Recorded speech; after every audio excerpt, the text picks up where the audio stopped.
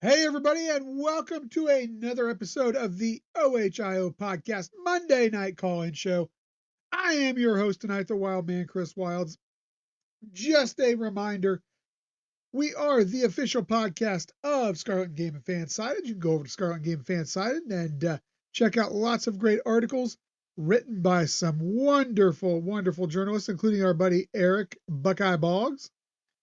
Also, we are the official Ohio State podcast of the College Huddle. Hop on over to the College Huddle where you can find our stuff along with 75 other podcasts covering the entire span of college football.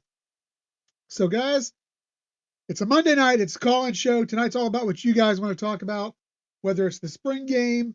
I don't know if you want to get something off your chest about Clay Travis, who says that Ryan Day is not a trustworthy guy because he dyes his beard.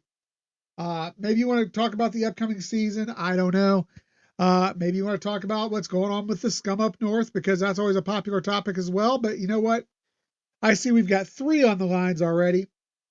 So I'm really excited to get the ball rolling. Before we do, just make sure that you go on and hit that like button. Hit the subscribe if you have not done so already. Hit the little bell, ring that bell so you're notified whenever we roll out new content, which is going to be coming out really regularly. And then, of course, if you like what we do here, make sure you go on, subscribe to the channel. It's only $3.99 a month. Lots of great benefits, including free shipping from our online store, as well as free t-shirt after 31 days of membership. You get entered in special drawings, all kinds of great things. So without further ado, we're going to go ahead and roll on out to our first caller already. Guys, the phone banks are live, so I will probably, if they continue to stay live, try to keep people at a reasonable amount of time so that we can get as many people as possible on tonight. So first caller, looks like it is going to be the 419. I think that is our buddy Sean from last night. Let's check it out here. Sean, you there, my Hey, man? Wild Man. What's happening? I'm there. Hey, man, sorry about last night with my computer freezing up, man. Oh, man. Hey, you know what? I actually ended up having to get a separate line for my house. I actually have one internet service in my office now and another one for the rest of the house.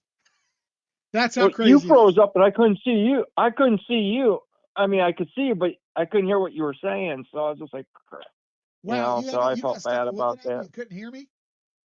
That's rough. Exactly. Man. That's rough.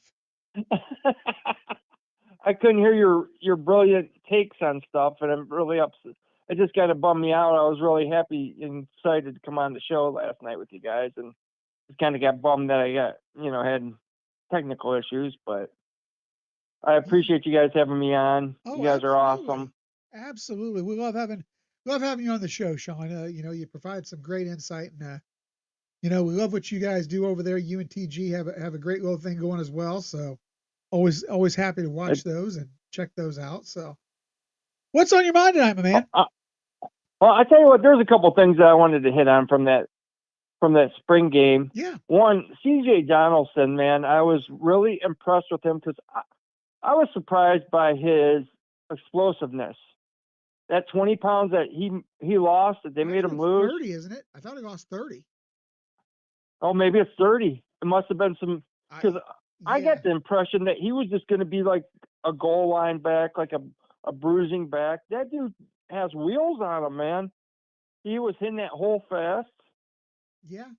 Our offensive line, I think, is going to be the strength of the offense. I think one thing I am worried about is maybe losing one or two of those guys to the portal, because it looks like we got about 8 or 9 guys that could start for us on that offensive line. So I'm hoping we don't lose any of them, but I think we might lose one. God help it if we lose 2 of them. It's just, they did a heck of a job of developing those guys. Let's give Justin Fry needs a lot of credit. I know a lot of people were down on him because his recruiting wasn't the best, but his development, I mean, if he doesn't develop like he did, we don't win that national championship last year. Yeah, and you know what? I got to fall into that category, Sean. I do. I owe an apology to Justin Fry, because I'll tell you what, I questioned what he was doing. And it just goes to show that they'll give any idiot a microphone. Well, you know what? I mean, Because I'll tell you, the criticism. Yeah, go ahead.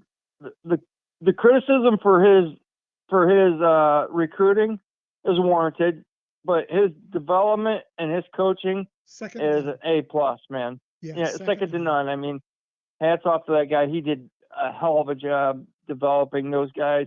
He had them ready to play. I mean, it's not easy from having to play guard and jump out to tackle.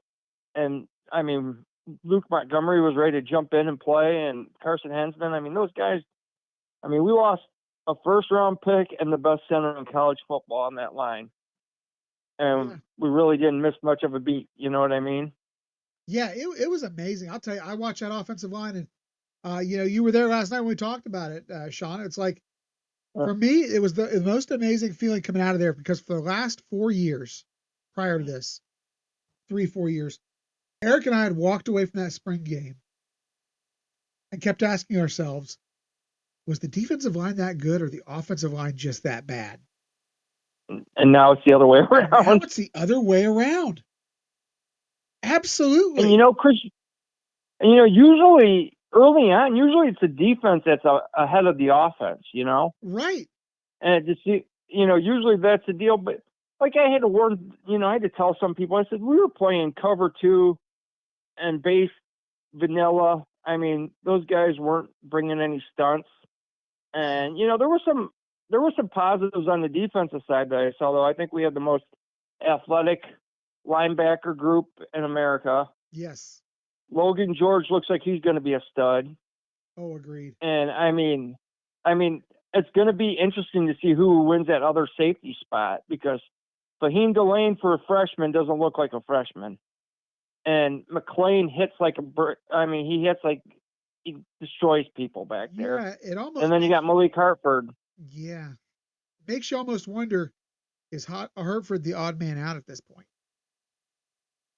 I mean, I think on the defense, our secondary is definitely going to be the strength, and the linebackers.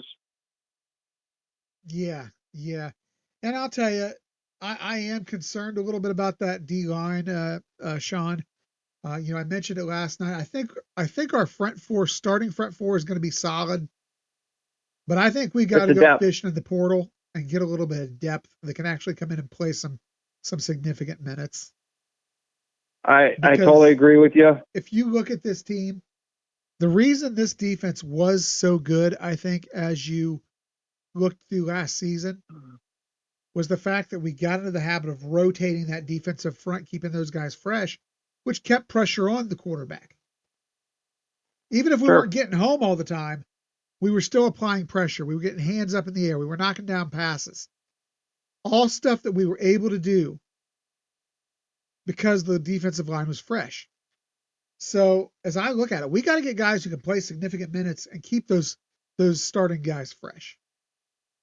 I mean, I think our defensive line this year is built different than last year's. I mean, we got the leaner ends that are more pass rushers, compared to what Jack and JT was.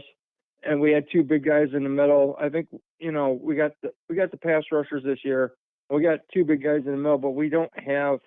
I mean, we got Mickens and George that can come in at the ends, and you also got C.J. Hicks too to rotate. But behind them, behind the tackles, you got Taiwan Balone and Mensa, and who else? I mean, either someone's got to step up that we don't know about, which could happen. There's always guys that or we definitely need. I would feel better if they went to the portal and grabbed 2 guys just for. I mean, if they don't need them, great. But if they, hopefully, knock on wood, no one gets hurt. Yeah. But it'd be nice to have that depth in there to keep everybody fresh. You look at it right now, we've got Will Smith and Jason Moore probably in that 2 deep as the backups in the middle. And Taiwan. And Taiwan Malone. And Eric Mensa, like you mentioned. But I don't know, man. I just feel like we need somebody a little more big time to be at number 3. Now, I'm going to be honest. I thought it was going to be maybe Hero Canoe. I did. And then he goes and transfers to Texas. And, I think he's going to find out the same thing Amari Arbor found out. And that is transferring out of this program may be the biggest mistake of your life. So. Well, the rumor was the reason why Canu left was because he was told that Jim Knowles was going to stay and Knowles was going to run a lot more three-man front, and he thought he wasn't going to play that much with the three-man front. So that's why he took off. So maybe he can jump back. You never know if he finds out, hey, that's not the case. Maybe he jumps back in and comes back home. I would take him if he decided to do that. Well, yeah. And the one, I mean, definitely. I mean, I'll just hit the offensive side real quick, Chris. Yeah. One thing watching that offense, the way that line blocked, the way we're going to be able to run the ball. I mean, who's going to be able to stop this offense? We have so many weapons, and I mean, how are they going to stop it? I mean, our offensive line can run block now.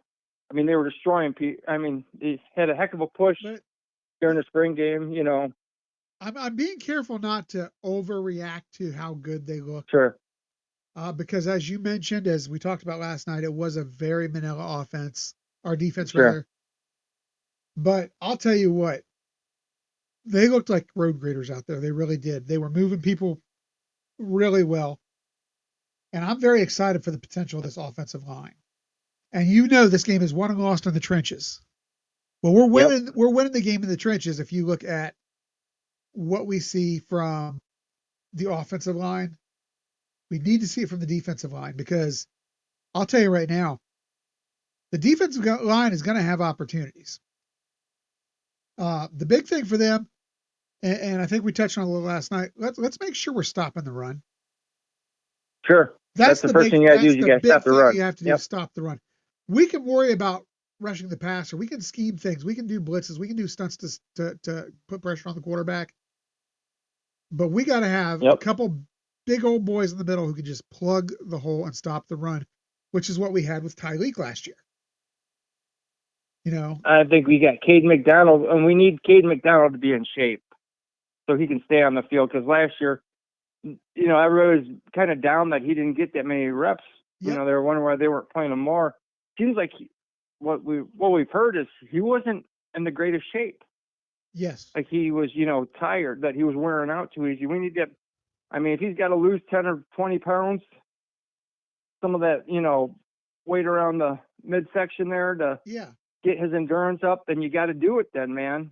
I mean. Absolutely. But, any team that plays that split, the too high safety against us is going to be in trouble because with Max Clare and Jelani Thurman, they're going to tear people up this year. Yeah, I agree. Our tight end room is the best in the country. I mean, not only do we have tight ends that can block with Kazmarek, Bennett Christian, Jelani can block. Well, Claire and Jelani should have huge seasons this year. Yeah. And the last thing I want to just say something real quick, and I'll get off. I know you got a bunch of people. I tell you what, Mylan Graham, man. It's gonna be hard to get off the field. Dude, I feel bad for Bryson Rodgers because there's one thing that Mylan Graham has that no other receiver on that team has, and that's that track speed. He's the fastest, receiver we got. He can take the top off the defense. So I can see if he takes snaps away from Ennis, I wouldn't be surprised. Yeah, you can't teach that speed. Honestly. You just can't. No. You can teach and coach up a lot of things. You can't teach that speed. No, you can get stronger, but it's hard to get that fast. Man, I don't care how hard you train, man. You either got it or you don't. You know what I mean? That kid, and the catch he made when he had the DB draped all over him, and Dane just stuck it right in there. Absolutely. Man, the kid's not only fast, but he's tough, and I would not be surprised if I love Ennis and everything, and some people might think it's sacrilegious for me to say this, but I would not be surprised if Mylan Graham takes snaps away from him and becomes the third receiver. I think even though I think it's a receiving room that can legitimately go 6 deep this year, Sean. I really do. I think they got 6 deep that they can rotate because Quincy Porter, that's another guy that has a special skill set that we don't have, and that's a gigantic, tall body like that can play bully ball. You know, JJ's tough and everything, but that kid's really tall, and I mean he's kind of a physical receiver compared to a lot of the other guys that you can jump ball for, throw the jump ball for. And Bo Jackson and our running backs, I think Bo should be the 3rd running back this year. Yeah. My opinion, I agree. Hey, Sean, Wildman, thanks again, man. Buddy. All right. Thanks so much, Sean. Appreciate it. Thanks. Thank you. OH. IO. All right, guys. So I'm going to have to try to keep these calls to about 10 minutes because I'll tell you what, I dropped one. We just had another one hop on. We are 5 deep on the phone lines right now. I had 3 or 4 on there before we even opened up, even started the show. As soon as the lines opened up, we had people hopped on. So, guys, bear with me. I'm going to try to keep everybody at about 10 minutes or so that we can get as many callers on as possible tonight. Next up, we have a number I don't see on my list. Let's see who we got. Hi, who have I got on the line tonight? Hello? Are we there? Hello? All right. 740-637. I'm going to have you go ahead and give me a call back, buddy. Hey. Oh, there you are. Here. There you are. Hey, Grumpy Cat. Hey, how's it going, Mika? That was weird. You were cutting out on me. Oh, I'm sorry about that. Yes. That's all right. So what's the good word, Mika? We just offered JJ Perez from Glenville D tackle 6'4", 330. I'm excited. Yeah, I saw we had we did. We offered about 6 guys over the weekend, didn't we? If I'm not mistaken, I believe he was among them. And I'll tell you, I am excited about that. You talked about him. Cameron Pritchett was another one I think we offered, if I'm not mistaken. He's a homegrown, big belly defensive tackle. I'm excited about it. Yeah. Mika, I'm so excited as I look through the people that we offered again this weekend. There were so many recruits down there at the spring game. This is just great. Really, is it any place better than Ohio State right now? I mean, you think about that. I mean, we're coming off a national championship. Our boys are coming back from D.C., had a great visit with the president, and coming off that championship, great spring game weekend. Everything is trending up for these guys. And I'm telling you, I believe the recruits are going to start falling in our lap. We don't have to deal with, the scandals that they do up north. We don't have to deal with the arrests they do down south. I'm just telling you, it's great to be a Buckeye. Absolutely agree. Yeah. And we don't have to deal with divas asking for $4 million and not performing on the field. Absolutely. The only thing we got to worry about is people questioning whether or not you can trust Ryan Day because supposedly he dyes his beard. There are worse things. Clay Travis, I mean, come on, man. I know it's a slow off season, my dude, but do better. It's time to do better. They're reaching for something. They gotta reach for something. Yeah. To throw our way. Yeah. Any other big news tonight? Anything else? Hot topics you want to talk about tonight, Mika? Just maybe pick your way over a $4 million raise.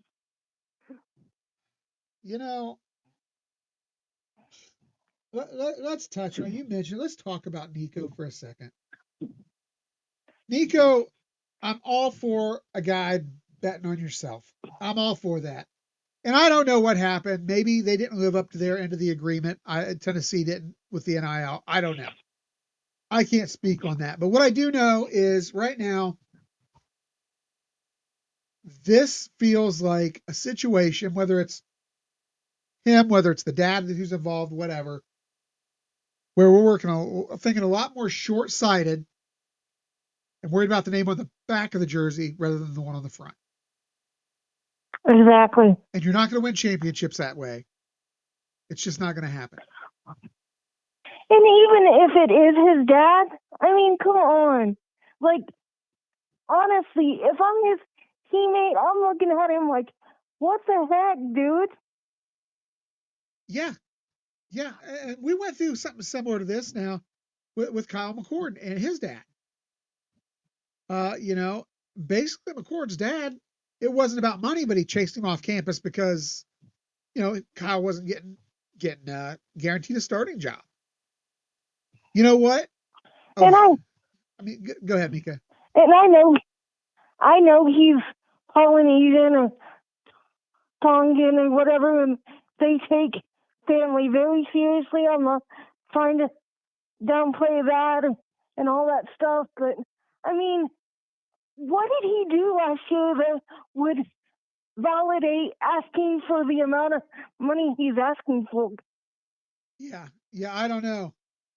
I don't know. All I Is know what I'm is last year the guy ended up, when he played Ohio State, he ended up with more cracked helmets than he had points. exactly. So, yeah, I don't think that this kid is worth half of what he's asking.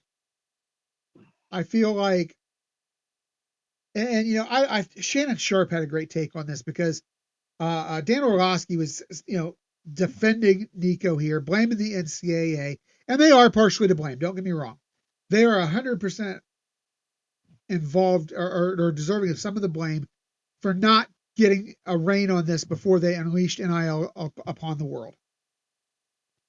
But at the same time, Yeah, definitely.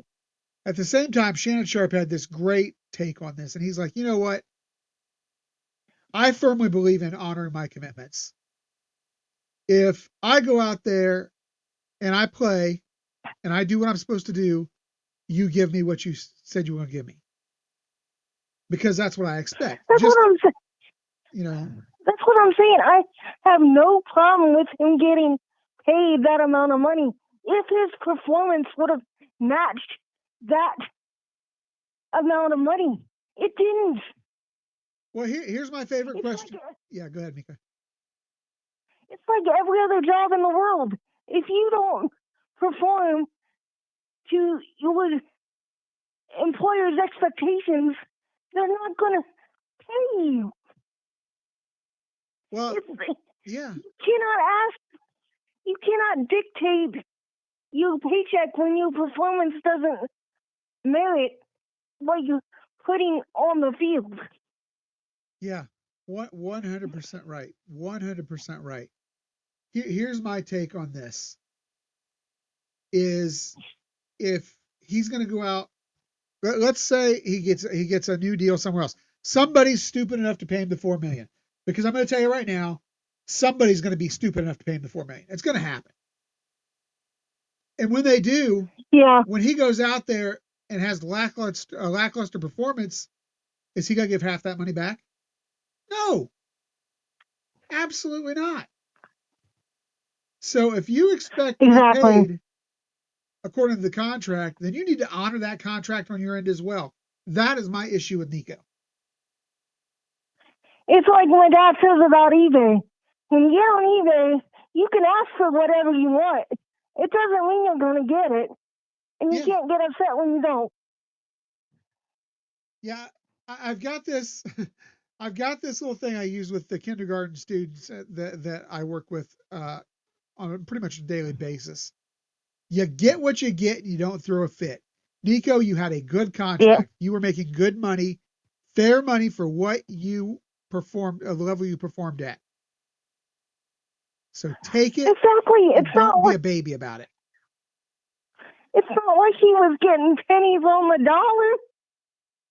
Right. He was getting paid, man. I'll take his contract. I'll suit up for dinner. See? Yeah. I'm flipping 1,120 pounds. I'll do it.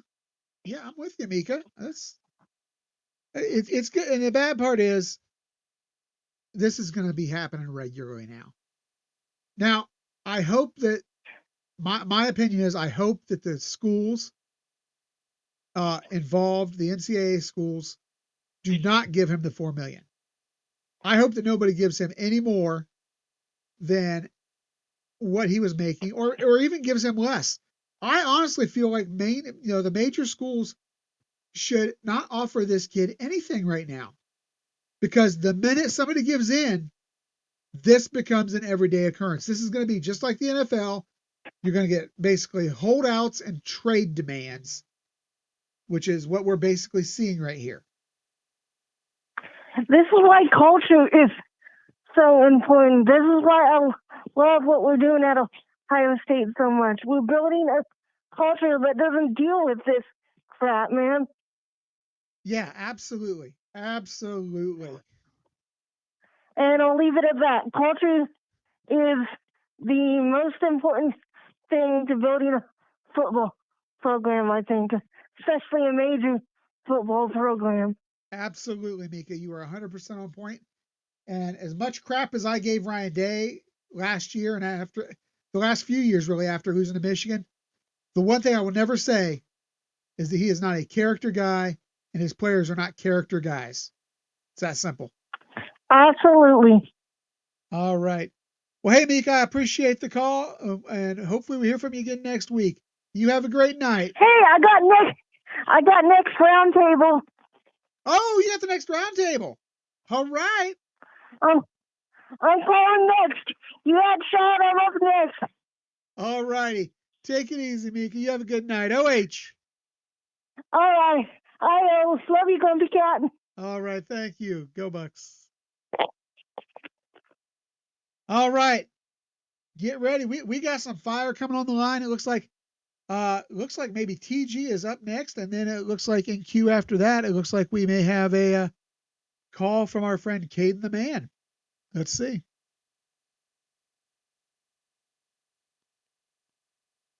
Are you there, TG? Yeah, you know I'm here. I know you're there. And you ready to bring the fire, right? Oh, yeah. Absolutely, especially because I'm excited from what I saw from the spring game. Oh, yeah. And I will bring my take on the Nico thing in a second, but I'm gonna hop on that first real quick. Go ahead. Nico. Listen here, I don't agree with him getting $4 million. I don't think he should. But when I look at Nico's situation, you guys saw me in the chat yesterday when I said Nico's father is Derek McCourt 2.0. Total, you know what? Right. Right. Like that's the situation that I get, because I've been talking to people within Tennessee, not necessarily like people from within the program, but people who are close to Tennessee, Right. who say this whole thing with Nico is basically his dad. And it's like Nico's doing the Common Core, basically. Like you're kind of letting your parents dictate your life. And I look at the Nico situation as an example of how parents can ruin their child's life, and why some kids need to distance themselves from their parents. It literally is the greatest example, because you're not thinking of your son's future. Your son was a great leader at Tennessee, unlike Kyle McCord, because there's the biggest difference Agreed. between Kyle McCord and Nico is Kyle McCord was not a leader. He was a total wuss. I'm saying it now. And this dude didn't really have that much talent. Yes, he had a good arm, but he had no talent. Whereas when you look at Nico, he was a great leader. He was beloved in the locker room, loved by his teammates. He was followed all the time. This guy did what he was asked. And more importantly, this guy was actually is a great culture type of guy. He is. He's actually a great culture dude. Like in the locker room, he's not a problem at all. And TG, he's tough. everything you want. He's everything you want in a quarterback. It's just that his dad is such a douche. Yeah. And TG, he's a tough kid. Look at that beating he took last year in Columbus and kept coming back. I mean, yeah, that's my other thing. Is I get where you guys are coming from. I get where people are coming from saying, like, okay, he didn't perform well, but you also got to look at that Tennessee. First of all, start with Tennessee's offensive line. If you watch the film like I do, Tennessee's offensive line is trash. I'm sorry, people. It's trash. It's been trash all year. And it's amazing to me that Tennessee somehow was the third best team in the SEC with that trash of an offensive line. That can't block for nothing. When you see how much that guy had pressure in his face, it was absolutely funny. I'm like, and why would an offensive lineman ever go to Tennessee? I would never understand. But that's neither here nor there. And the wide receivers, they were solid, but they're not like that good. If you get what I'm saying. They couldn't break the top So 6 while in Ohio State. Yeah, like, and when I look at Nico in the Columbus game, he was the only guy who had any heart. He's the only one that has some dog in him.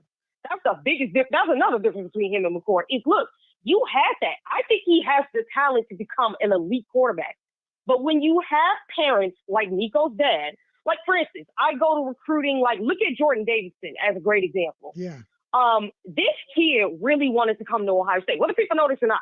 He came into Columbus out of shape and trying to get more money out of Ohio State. But the reality is, it wasn't him. It was the parents. Because Jordan Davidson really wanted to go to Ohio State. He loved Ryan Day. He loved Carlos Lockton. He loved the team. He loved the offensive scheme. He loved everything about it. It fit what he wanted. But his parents auctioned him off to the biggest bag, which was Oregon. And you can see, I don't know if his career at Oregon will ever work out because I don't know if he'll fit there at all. I really don't.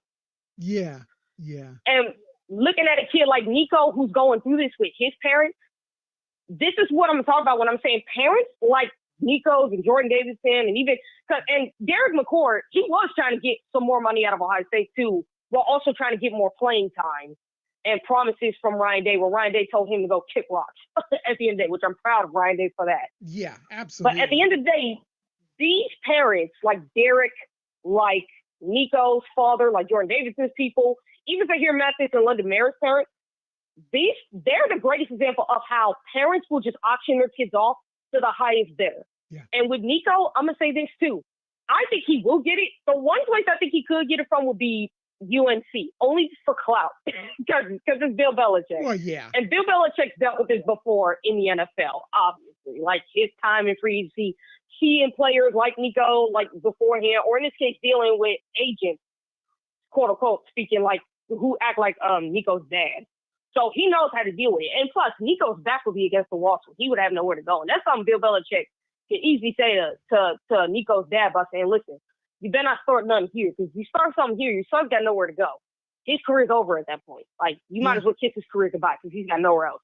Just like how Kyle was in Syracuse. Like, dude, there was no way out, man. This was, your back was against the wall, and you had to go. Now, again, he did great at Syracuse in a garbage conference, for granted. And again, I think Kyle is a solid quarterback. I think he could have been, if his dad wasn't so involved and he wasn't such a wuss, I think he literally would have been like a round 3 type of pick. Because right now, I wouldn't even pick him in the round 3. He'd be like round 4 or 5. I think Nico could be a first-round quarterback. And the other thing is, too, Tennessee cannot develop quarterbacks. Okay, they haven't had a great quarterback since Peyton Manning. So, like, let's not start there. Like, if Nico got with someone like Ryan Day or Lincoln Riley, guys who know how to develop quarterbacks, I think he looked better than what he looked like at Tennessee, just because you actually have people who can. Yeah. But, no, that's my take on the Nico situation. Is like, I don't blame Nico fully yet. See, while he should be more of a man and handle stuff for himself, when you have parents that are this controlling, who will dictate your life, and again, there are plenty of high schoolers who have, and who will come into college where their parents will dictate a lot of stuff. And the coaches don't hate the kids. Like, I don't think Ryan Day really hated Kyle. I think he hated Kyle because of Kyle's dad. Like, the parents could be the biggest reason why you dislike a kid, always, if they're so involved. So the message I would have for a lot of these parents, dude, stay out of your kids' way. Like, I get if you don't like what's happening, you could probably say something, but you got to let them figure stuff out for themselves. Because if you're too involved, the coaches will have a big problem with that, okay? And you will ruin your kid's future because ain't nobody going to want to deal with the freaking parents, okay? No one's going to want to deal with y'all at the end of the day. Like, they love your kids, but they hate the parents. They ain't going to want to deal with y'all. I promise you. So your best bet, stay out of it. And I hope Nico does find somewhere where he can be successful. I don't look at the kid as a villain. I just look at him as a victim of what selfish ASS parents do. That's my thing. He's just got a selfish parent. Yeah. I get that. I do. And I think we can all agree. A lot of this, as much as I hold Nico accountable because he is still an adult. I hold the father accountable, absolutely. But I do think there's a part of me that has to hold the NCAA accountable because, again, they unleashed NIL on us without putting any kind of parameters on it. Actually, And now you see here's the thing. Here's the thing with the NCAA though. They tried, but remember, Tennessee. Really, I blame Tennessee Yeah, mostly because Tennessee they was one of started. the I places that don't. sued them. Because the NCAA did try to have guardrails up, and then when they caught Tennessee paying Nico like $8 million coming out of high school, they went after them for it, and then they took the NCAA to court and sued them, and they won. Because this is what caused the NCAA just off their hands. But you know what? F this. Y'all can figure it out for yourselves. Then, if y'all don't want to follow the rules, go in here, have the Wild West. And this is why I'm saying with Tennessee, this is karma because this tells you stop doing that. Like, am I not going to hold the NCAA accountable because they should have been ahead of this before the time? No. I'm going to hold the NCAA accountable because they should have been ahead of this long before. Right. But at the same time, I can give them credit for trying to establish guardrails, but I'm going to hold programs like Tennessee and them accountable when stuff like this happens because you should have just followed it. And otherwise, none of this would have been happening in the first place. Like, you got the Wild West, like, for instance. Yep. I listened to Mario Cristobal talking about the whole freaking, well, we're not going to have that in Miami. I'm like, dude, you're part of the problem. Your program is part of the problem. Because do I have to remind you that your program was in this little battle with Wisconsin over Xavier Lucas? The whole situation with that? Do people forget that? Like, no, y'all part of the problem. And this is why guardrails will start to get put up, which is why the House settlement is taking place, because there needs to be guardrails. And like I said, schools knew that the courts would side against the NCAA and side with the players. But y'all didn't count on stuff like this happening, did you?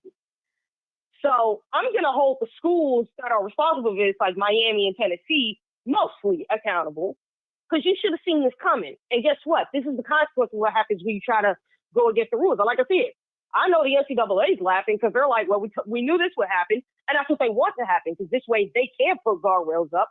And teams like Tennessee and Miami can shut the F up from here on out. And you're going to have to follow the rules. And if you don't, there will be some severe penalties for you this time. So they're not going to have a choice. Yeah. That's the truth. All right, TG, let's flip it over. Let's talk a little Buckeyes. So what are you excited about in that spring game? I'm going to say this. I'm excited for Brian Hartline because the play calling. He's gotten better, and he's establishing a base. I get the defense was vanilla, but you have to establish a base at all times on offense. And that is what I love with what Brian Hartline's doing, is he's now establishing a base for the offense. The other thing I'm excited for is the quarterback room. Now, while people look at Lincoln, I don't know if he is good enough to be an Ohio State quarterback, but I do think he's good enough to be a starter and to play. Lincoln Kehoe's, not Lincoln Kehoe's, Julian saying that dude is a stud. He's a future stud to make. He just needs to develop more toughness with stepping up in the pocket and when pressure's in his face. Now, he did show he could do that in this game, but he's got to be able to show me he could do that more when you have twists and turns with the D-line and stuff. Got to show he could do that more. And Tavius Eclair, okay, that kid is promising. I'm so happy we got him because he had 2 interceptions and he showed his bounce back ability. That I'm super excited about because he managed to show he can bounce back from that. While he's a freshman, he's still got ways to go. This guy's got promises. He's just got it to me. Like, this guy will be a future star for Ohio State. He reminds me a lot of Terrell Pryor. Terrell Pryor is who he reminds me of. Yeah, physically, he looks like a man playing with boys out there. He really does. You look at him, you look at him compared to Julian, and don't get me wrong, not knocking Julian because I think Julian, like you said, he's a stud. He's going to be a great quarterback for the Buckeyes this year. But Tavius, man, that he is just a big, strong kid. Great physically, I think he is one of the most gifted we've seen come in as a freshman. I think the arm might be a little better than Terrell. Yeah. So absolutely. He might be a little bit better. Absolutely. Yeah. So I think that this is a quarterback room for us to get excited about. And you mentioned it. Mika mentions it again. Yeah, Kehoe can play. He can definitely play. And I want to keep him there because I want that experience there. Even if he doesn't start, let's face it, Julian is not the biggest kid right now. If Julian goes out there and starts and, God forbid, takes an injury, I'll feel a whole lot better watching the Lincoln I watched on Saturday versus the Lincoln I saw in the Cotton Bowl. He has grown a lot.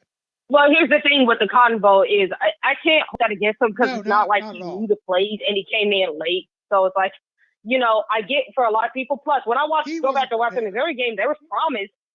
Yeah, he wasn't prepared, but there was promise, and you could see it's just that he needs to develop as a quarterback. Because remember, he didn't come in during winter workouts. He didn't come in through the spring. He came in the summer, so he was already well behind. And if you have 2 full seasons of this guy with Ryan Day in the program, through winter workouts, through spring ball, going into the summer, he would be a much better quarterback than what he was, what we saw in Cotton Bowl. And I think that's what he is right now. I think he's much better. I think he's slowly improved. And to be honest, I do think even if Julian was to start, I can see Ohio State throwing out packages for Lincoln Kehoe. Because I think, like, if we were to do the push, they're going to throw Lincoln out there. And if we're going to do, like, some little, some running the ball in the red zone, I think you're mostly going to see Lincoln. But you're also going to see him pass because the dude can't pass. So I think you're going to see a lot of packages with Lincoln, like what we saw with Devin, except I don't think Lincoln is as injury prone as Devin is. So that's the good thing. So I think that with the quarterback room, I think we are really good there. The other thing is the offensive line. Man, they are going to be such a weapon. Me and Sean talked about it before. We're going to talk about it on our show, and they are going to be a weapon. We knew it coming in, too, and they're solidifying that now. We've got 10 guys who can play on that offensive line. Legitimately. I think we got 9 to 10 guys who can play, who can step in and play. Now, are there 5 that are better? Absolutely. But you know what? Yep. Give those other guys time because we've got 10 guys right now who are prepped. And we saw last year, nothing is important is as important as good depth on that line because you win and lose those games in the trenches. Yep. And by the way, thanks Justin Fry for that one. And people said he was bad at his job. Hey, that was one of the first things I did tonight was apologize because, you know what? I may not have loved all of his recruiting. But man, you can't question the development. You can't question. Here's what I would say when it comes to the recruiting of offensive linemen is you don't know. Exactly. Because it wouldn't be the first time Ohio State's missed out on 5-star offensive linemen. Now, how many of them have turned out to be good? You're right. Not many. Yeah. Like, that's why I never, like, here's what I care about when it comes to offensive line recruiting. Can these guys play? I don't care about their star ratings because here's the truth. 90% of 5-star offensive linemen turn out to be busts. Yeah. And you got 3 stars who turn out more successful than the 5-star. So that's why I don't care. Plus, for these 5 stars, it depends on where they go to get developed. Like, we missed out on a 5-star offensive lineman to Miami. That dude's not even on the depth chart there. So, like, do we really miss out on anything? The only thing I would criticize Fry as far as his recruiting would be the amount of bodies he brought in. I think he should have brought more in as far as bodies. That would be it. But as far as recruiting, I'm not mad. It's just that, again, it's the number of people he brings in. Like, he's brought in 4, which I'm content with, but I would hope you bring in 5, at least 5. 5 But if you can bring in 4 or 5, I'm good with that. If you can, but it's like when he's bringing in only like 3 guys. That's where my main peeve with him was with recruiting. It's like, why are you only bringing 3 guys? Like, he's brought in 4, but it's like you brought in mostly 3. So, like, bring in more dudes, man. Come on. Like, you can get some more guys. Come on. Absolutely. All right. That'd be my only criticism of Fry's recruiting, but that's it. And then the defense, I'm not worried about the defense either. Other than the D-line, I get it. Like, now I'm going to say this. I think that edge rushers will be fine because those guys was getting pressure. It's the D tackles where it's like Hayden and Edric will be great, in my opinion. I think they will be great. It's, it's like the depth behind those guys. Because I think C.J. Hicks, when he played, he was pretty good. Logan George was just being a terror. And I actually think that we have pretty good depth among the edge. I wouldn't mind if they bring one more in for just in case, but I think we're fine on edge. I think it's just the D tackles. And like I said, I think Tyrell Malone, I think he's really good. I'm not gonna lie. Like, he actually did play good in the spring game. People do tend to forget that. He did play good. And I know a lot of people thought the defensive line was just flat out getting bullied by the offensive line. But there were times where, as the game went on with the run game, they got better at stopping it. So I'm not going to say like, oh, these guys can't stop the run. No, they got better at stopping the run. Like, the game went on, they were just stopping the run every time it went up the middle. But I do think they need more bodies on the D tackle on the interior. I will say that now. I think we got a great group of guys, but I would still feel better if you add in maybe 1 or 2 more guys. At least. At least. Yeah, no, I agree with you. I agree with you. Right now, I mean, it's not a great group that is out there right now. But I mean, there's some solid guys. I think there's guys who could get in there and play and contribute. And you know, we'll probably see a few more as the portal window actually opens. What is it, Wednesday? The portal actually opens, I believe.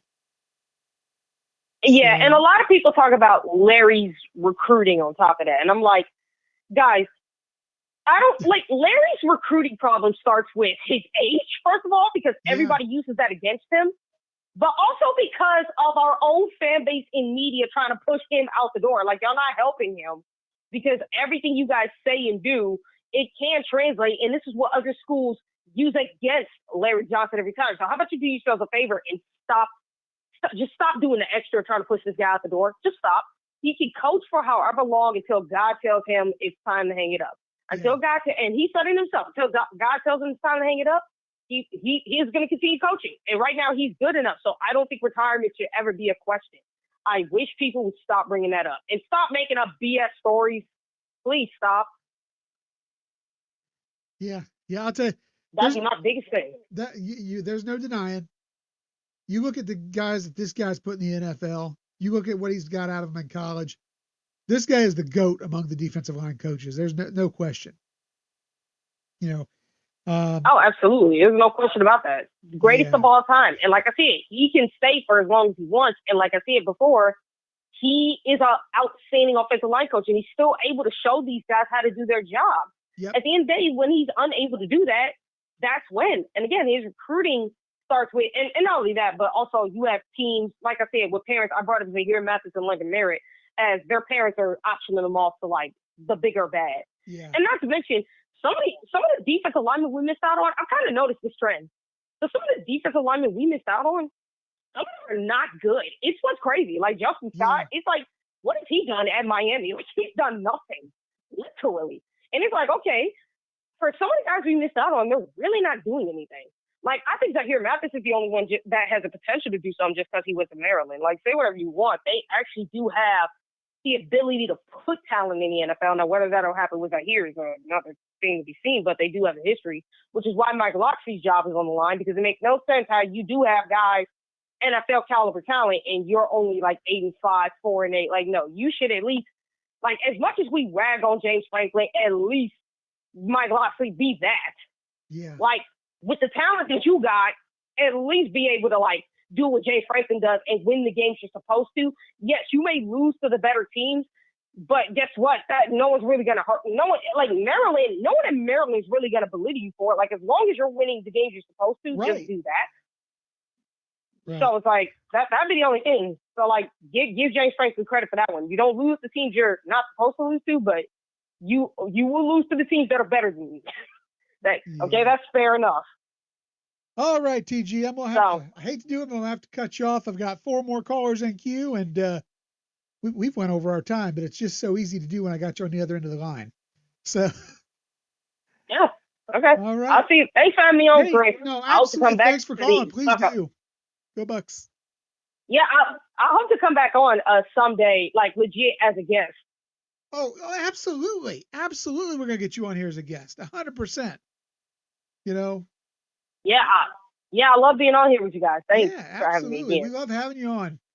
Hey, thanks again for the call, TG. Talk to you next week. Yeah, talk to you next week. Right. Go Bucks. All right, guys. I have 4 more lines still lit up. It's amazing. Keep them coming, and we'll keep going a little bit longer, obviously. We'll keep this thing going. You saw Eric do it the other night. We'll keep it going as long as you're calling and talking. So, hey, looks like, and thanks for holding on. We've had 2 callers that have been on for almost 45 minutes. So I'm going to pull up the first one now. Caden, thanks for waiting, man. It's been a night. Normally you're one of the first ones in the queue, but they were going. Good evening, Wildman. How are you? And let me just clarify something that I told actually Adam Lempano from the Rutgers Voice College Football Channel. If you have not heard, you probably live under a rock, but my name is not Caden the Man, nor nor everything that I do here. My actual name is Dan, and yes, I am a Ohio State Buckeye fan, but I'm also the former D2 superstar. But also, let me just note, everything that I've said was scripted. So just so you know, Wildman, everything I said about Ohio State was scripted. Okay. All my calls were scripted, and everything else was scripted. Okay. All right. So I hope you understand that everything I do and that everything as Caden the Man was scripted. But this is Dan speaking. Okay, Dan. What have you got on your mind tonight? First of all, Caden the Man is done on YouTube, so my farm channel is actually going to be coming on the air tomorrow. I will be posting a short video updating on everybody about what's going on my channel. But I will let you guys know about what's going on with my channel. First of all, I will be doing more family farm vlogs, but also I will be doing more day in the life vlogs of a guy who, like I said, is a former D2 high school athlete who's played high school football, but also is an employee of Caterpillar Construction Equipment and a farmhand. Nice. So you guys will get to see what I do for a living. That's rough work, man.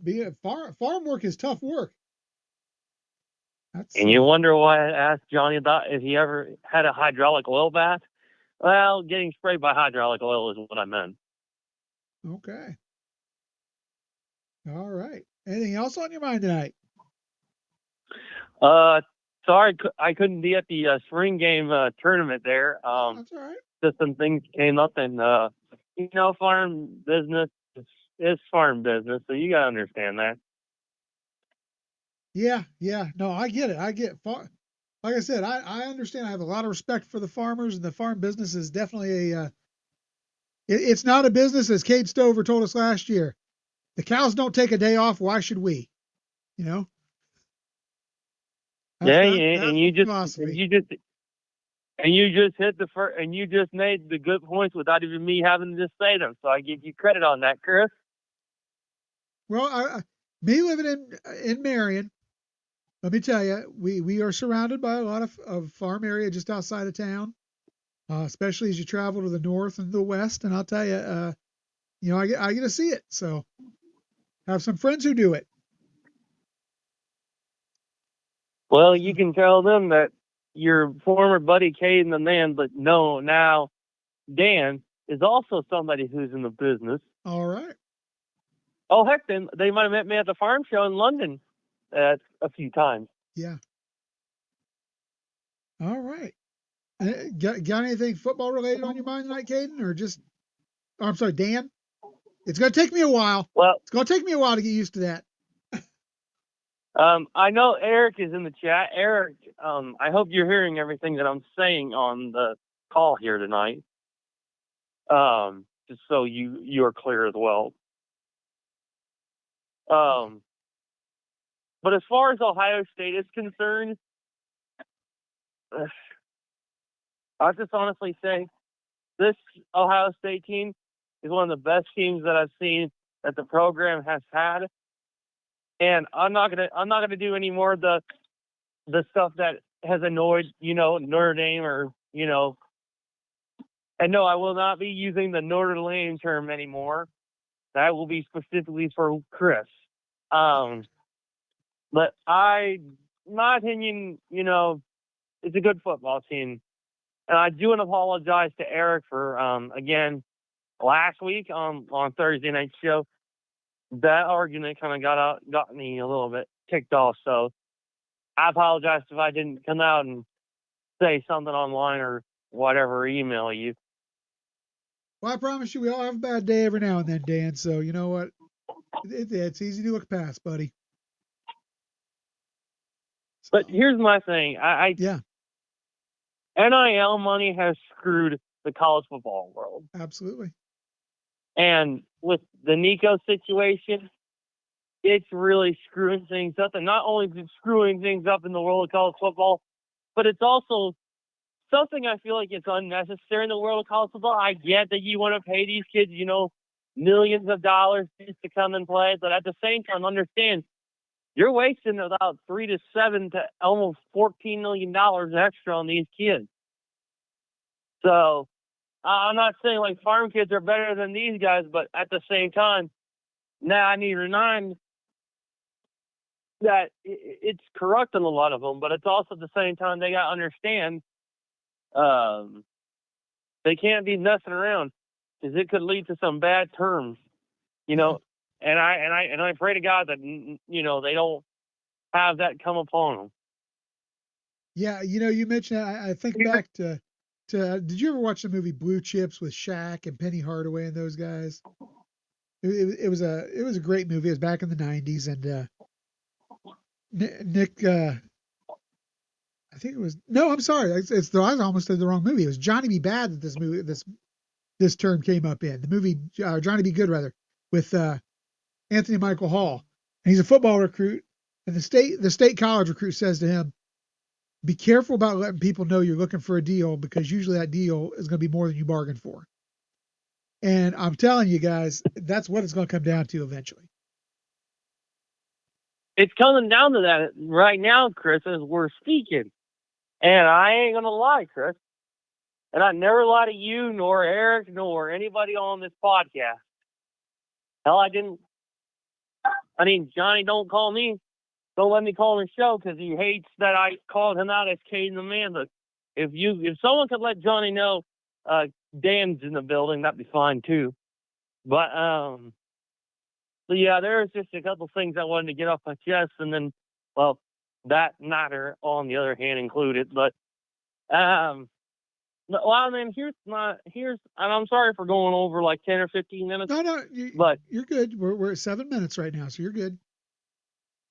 But honestly, I just want to come on here and come clean and confess because people, I've gotten a lot of negative comments even regarding other fan bases, and I've gotten a lot of hate from people that have spewed a lot of heinous things on this show. So I wanted to come on clean that that my whole Ohio State gig was scripted.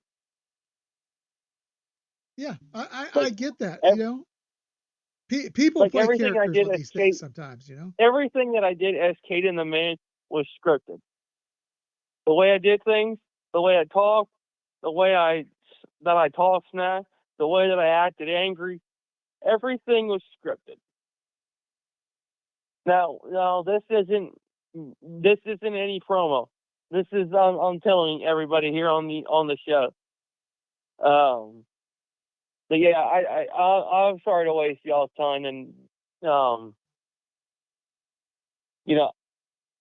been asked a lot of questions in the last couple of days, and I hung up the phone on Eric, and so I'm sorry for wasting y'all's time, and but if you guys want to stick around and watch my farm videos, farm vlogs, and day in the life vlogs of Dan, you guys are more than welcome. The channel name is Dan the Diesel Freak. That's on YouTube. Wildman, if you don't mind, I'd like to drop the link to my channel down in the comments. That's fine. Here, give me 1 second here. Wildman. Am I at 8 minutes already? Actually, we're at 9:15. So I'll get out your hair so I don't have to get yeah, go ahead. Go ahead and drop that in the chat, Caden. Or I'm sorry, Dan. I'm telling you, I'm going to get it fixed. Yeah, Dan, go ahead and drop that down in the there chat. twice. All right, brother. Anything else tonight? No, and to Burks. Yeah, well, you just found out the truth there, and F you, Burks. Okay, well, that was quite the exit. I did not even get to say goodbye or OHIO, man. So, guys, looks like next up on the line, we got for calling from the 931. Who do we got on the line with us? I have no idea because it's not up there. Caller, thank you for being very patient waiting. Hey, I'm sorry. Brutus is barking, man. That's okay. Hello? Yes, sir. Sorry. Brutus is barking in the background. As soon as you pick up, he started barking. That's all right. That's all right. So how's it going? It's good. It's going, brother. I'm, me, I'm walking on sunshine. All right. So what's on your mind tonight? Well, I want to talk about a little bit about that spring game. Let's talk. I think there's some dudes that really surprised, and man, Mylan Graham. Oh, holy smokes! He's what defensive backs call a ankle breaker, because he broke Aaron Scott Jr.'s ankles at least twice. Yeah, I'm surprised he has a good leg to even stand on. And Aaron Scott Jr. is a good defensive back. Make no mistake about it. He is a very good defensive back. Exactly. And he's got 2 broke ankles this morning because of it. He's legit, brother. He is legit. He's a problem. He's going to be a problem for defenses. Yeah, let me just throw this out there for anybody who didn't get a chance to see it. Mylan Graham on Saturday had 4 catches for 104 yards and a touchdown. Easily could have had another one. If not for a great defensive play, easily could have had another one. So, absolutely. Mylan Graham's the real deal. Is he going to push BI for playing time? Maybe. I think we have a wide receiver room. Like I said earlier, we could go 6 deep in a rotation. We have that many quality guys in this wide receiver room right now. I concur. I think you're spot on. There's 6 dudes in that room, and that can play. And I wasn't quite sure about the running back room. I thought it'd be solid. I think it's more than solid. Like what he used to say, you need a pair and a spare. We've got that. Bo Jackson is going to be the next elite back at Ohio State. Mark my words. Mark my words. He's the next elite back at Ohio State. There's 3 dudes in that room for sure. Dixon didn't look bad. He's serviceable. Quarterback room was a surprise as well. I knew it was good, but I tell you what, I feel a whole lot better about that room. Oh yeah. I'm telling you, he reminds me of CJ Stroud so much. I know he's a little smaller than CJ, but when the ball comes out of his hand, it's a doggone laser beam. Yeah. It is a laser beam accurate, and that was CJ. It was just he could read a defense. His ability to move in the pocket is like no one is like a ghost moving in the pocket, just like CJ. It's like, oh, somebody, and the next thing you know, he's over 3, 4, 5 yards and running to his left or to his right, extending the play,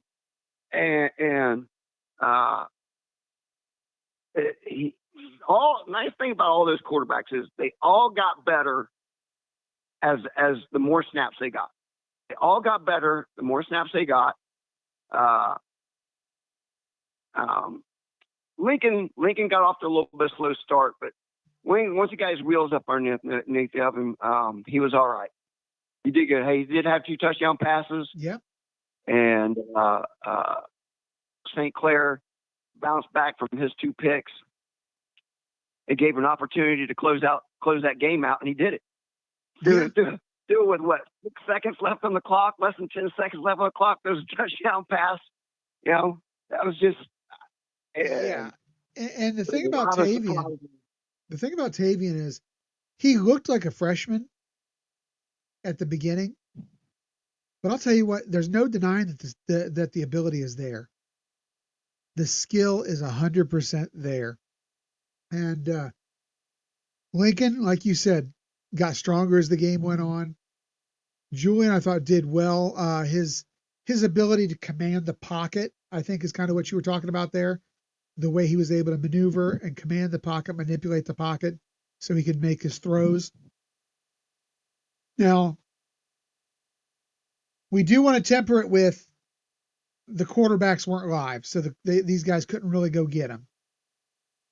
But at the same time, I've got a lot of confidence after what I saw and knowing who our head coach is, and the fact that I've got a lot of confidence in Billy Fessler as well. So I really feel like I'm with you. I feel really good about that one. Offensively, this team I think is going to be exceptional. Defensively, what did you think? Yeah, I think the offense may be the best offense that we may be looking at. It's hard to believe that any offense could possibly be better than what we had last year. But the depth on the offensive line, those are dogs up there, man. They're dogs. They're straight dogs. And the receiver room, dogs. Running back room, dogs. Tight end room, never in the history of me watching 50 years of watching Ohio State football have I ever you could put all of our great tight ends together and we maybe have 4 prior to this. 4 maybe 5 great tight ends in our history. And we got 4 dudes in that room. How do you distribute this ball? I'm sorry. Let me interrupt you there for just 1 second. Burks, we're happy to have you here. I see that you're in the call queue. I'm going to bring you on. Let's keep it civil in the chat, please. Go ahead. I'm sorry to interrupt. No problem. You got to do what you got to do, brother. That's all I got to say about offense. Just they're just nasty. And don't get too wrapped up about the defense, guys. I'm telling you that secondary is too deep. And they didn't show us anything. 3 deep. They were so plain. They were so vanilla that they didn't show us anything. This defense is going to be fine. I agree. I think I'm not even really questioning. I even feel a little bit better about that defensive line. Feel a little bit better about that. That was super vanilla defensive line. Yeah. No twist, no start. I am a little concerned about the interior of the defensive line once you get past the starters. The 2 and 3 deep, I really feel like we could use one more stud, maybe who's got a little bit of experience, who could come in there and, just be that third guy and help carry us through to the next group as they develop. Yeah, you're right. We need some 2 deep guys. For sure, because in that those defensive tackles and nose guards, those guys wear out quick. Remember Tyleek, man?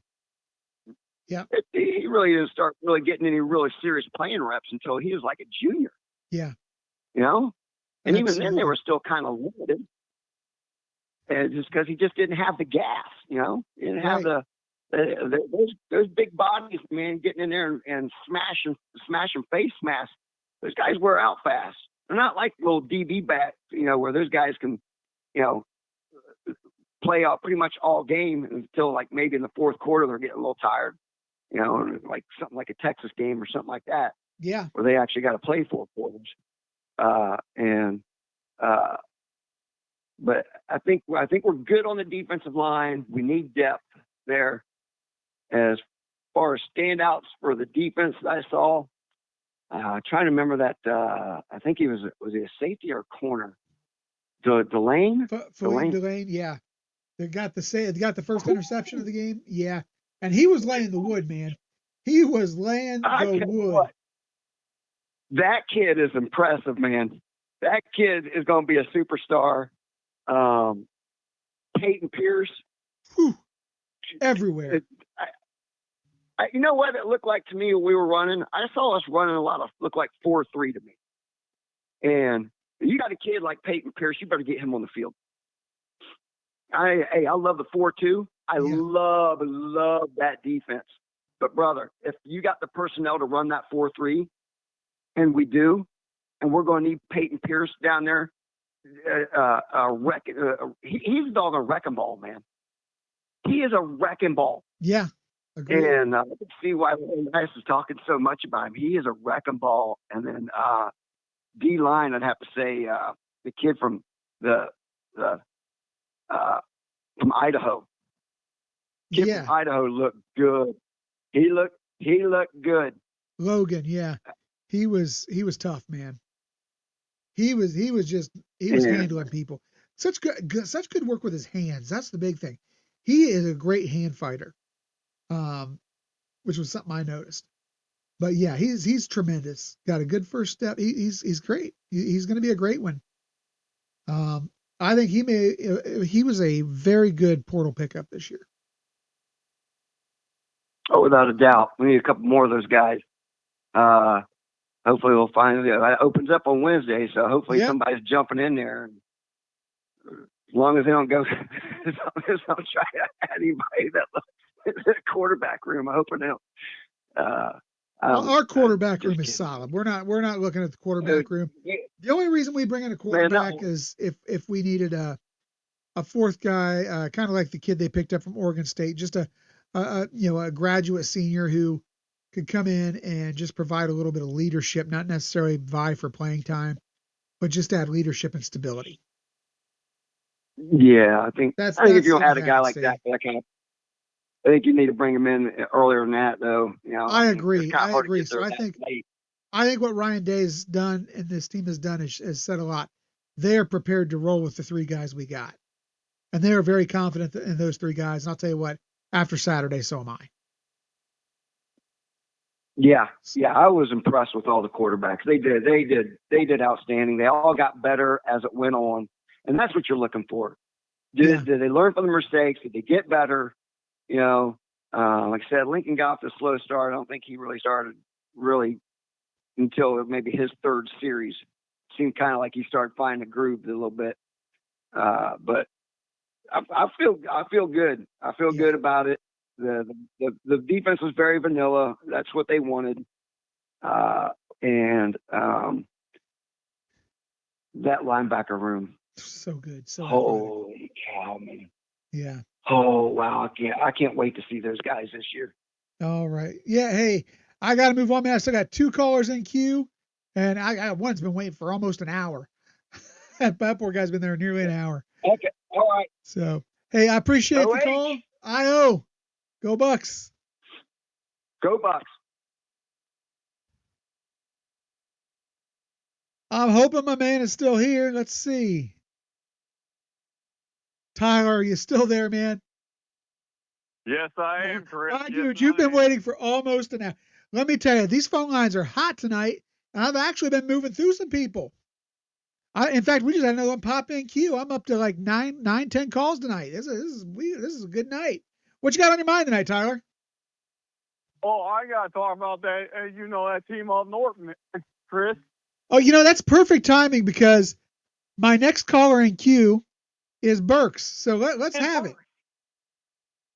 Did you hear today that they now 40 lawsuits for Matt Wheat? 42. 42. It's 42 is where they're at. So, and from what I've read from the Detroit News today, the article, one of the females was from Grambling State. Correct. I actually have right now the article pulled up that you are talking about.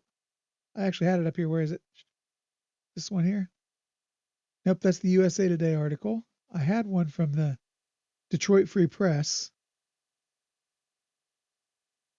That looks like I might have put it down. Oh, here it is. I got it. Yeah, I've got the one from the Detroit Free Press up. Yeah. Yeah, I'll tell you, this guy, it knew no bounds. Thousands and thousands of these photos, man. I mean, he's a sick puppy. That's all I can say. I can't. I'm trying not to go on the tirade tonight with this guy, but I'm sure that Burks is going to take me there. But hey, but guess what? For Burks, I gotta say this one thing, Chris. Every day, the more this Michigan, like, more we're finding out, the more uglier and uglier it's getting. Now, let me tell you, I will say this. I understand where Burks' defense has been coming from with the let's wait and see. Innocent until proven guilty. I get that. I do. And he has vehemently chastised the program for the scandals under Harbaugh. I just don't think that he places the emphasis on it that most people do. And my issue when I talk about Michigan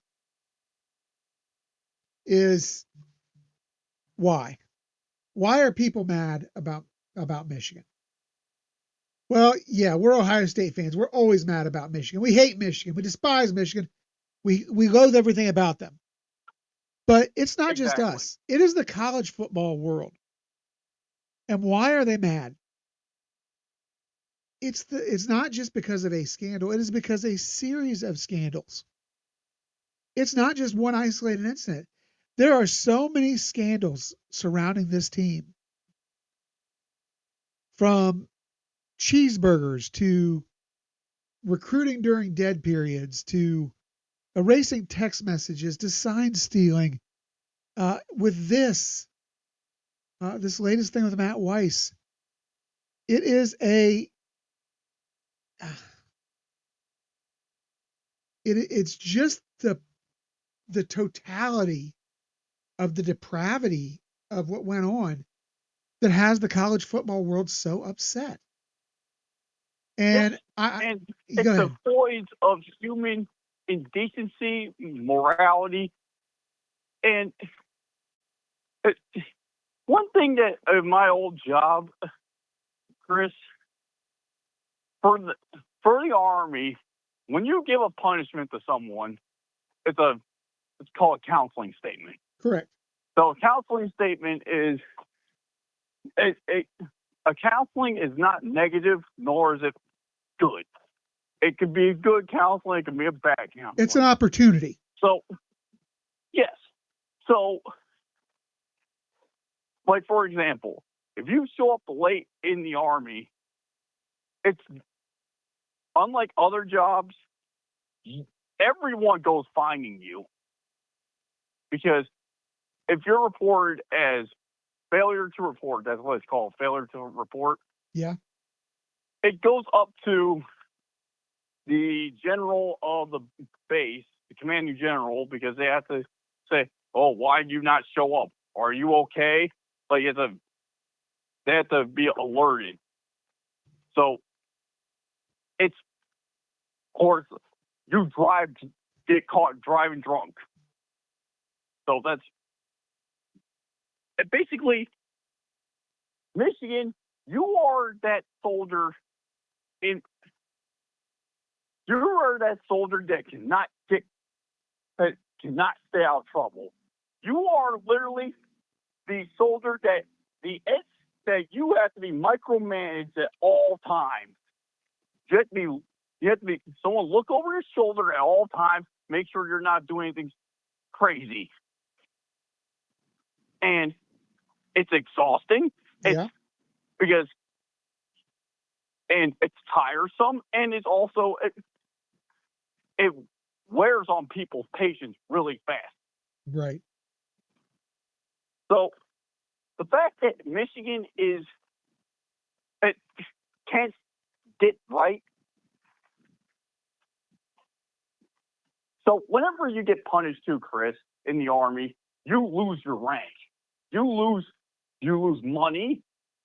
You get put on restrictions. Right. Michigan, you're that soldier that always gets an Article 15 and loses rank and loses pay and then has to serve extra duty and then gets that dishonorable discharge. And when you get a dishonorable discharge, Chris, you can't apply for any jobs outside the military at all. Yeah. So, because your DD-214, it describes what you did your entire military career and why you left. If you get that dishonorable discharge, you had to do something really, really bad.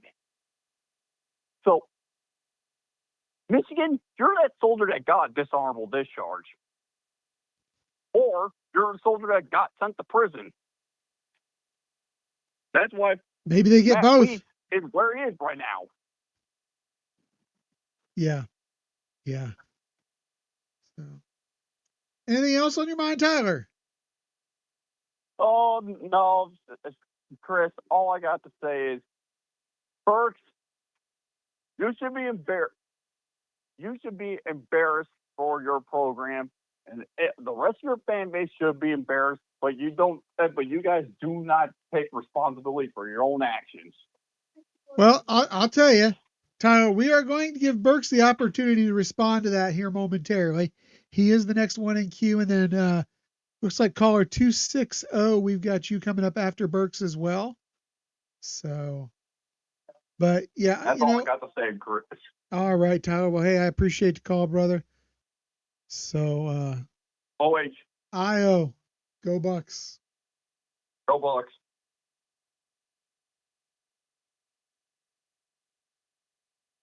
Okay, guys, if you're ready, our resident fan of that team up north is on the line. I'm going to bring him on, and we're going to get his side of the story. What's going on? You there, Burks? Yeah, what's up, man? How was What's the spring game? Did you have fun? Oh, man, I had a blast down there. I had a great time. It was so enjoyable. Man. The weather was great. We had a great turnout for our tailgate. Big Nut was there. We had 3 former players that stopped by and were there, hung out with us for a while. Actually, as we were standing there after the game, Brian Hartline and the tight ends coach on it. Why can't I remember? Keenan Bailey. There we go. Keenan Bailey and Brian Hartline walked right by us after the game. So, yeah, I mean, it was a good, I thought a good show without showing too much. I try not to put too much into these spring games because I've seen really bad spring games happen to really good teams. I've seen really good spring games happen to teams that underachieve. So I'm trying to, temper my excitement, but it's really hard to do. Did you guys have yours this last week as well? It's Saturday. Actually. Is this coming Saturday? I'm taking a bus. Yeah, man. I'm gonna meet everyone's coming. Johnny Older Jr., Mays Madman, the Voice, everybody, man. It's like a Michigan. They all coming to meet up. Even some Buckeyes, man. Like my boy Garrison from Voice of College Football. He lives in Michigan, by the way, but he's gonna be wearing all Jeremiah Smith gear and Ohio State trying to troll. It's gonna be funny actually, but it's gonna be fun. I can't wait on Saturday. So, yeah. But hey, man, listen. I'm so. The Tyler stuff, I can go back to that some other day. Sure. What I'm really you made that video I saw last week about the biggest fan base, right? And how Michigan was number 1 ranked, right? Well, the most popular team is what they'd said. Yeah, the most popular team. Yeah. So I actually heard the thing. I disagree with that.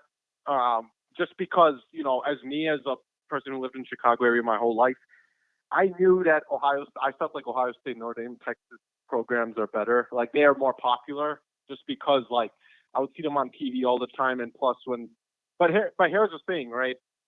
Yeah, I know that guy was a Michigan writer who wrote it, but that gives me that literally proves to you actually why Michigan's never going to be irrelevant. You keep saying, Chris, right? You keep saying Michigan's going to be irrelevant when the hammer falls. They're going to be, listen, I'll tell you right now, Chris, my man. If we get the worst hammer ever, Michigan's going to be relevant. I'm telling you. We have the big house, okay? The biggest stadium. They're irrelevant right now, Burks. We have a bigger alumni. No, hold up. We have a bigger alumni base. All right, like we're a better athletic program. We have more Big Ten championships than you in all sports. Like I'm telling you, we're never going to be irrelevant. Okay, people, we have a bigger alum. Do you really think Michigan is not going to be not relevant anymore? They're absolutely irrelevant. They're absolutely irrelevant. No, They're irrelevant now. No. They No, are we're not. irrelevant Dude, right now. No, you guys talk about a 24/7, bro. That's because it's that just shows news. we're relevant. It's news. They're relevant because they're so corrupt up there that it's actually news. When you've got the NCAA after you, the FBI after you, you got guys in court, you got coaches that are cheaters, liars, thieves, perverts.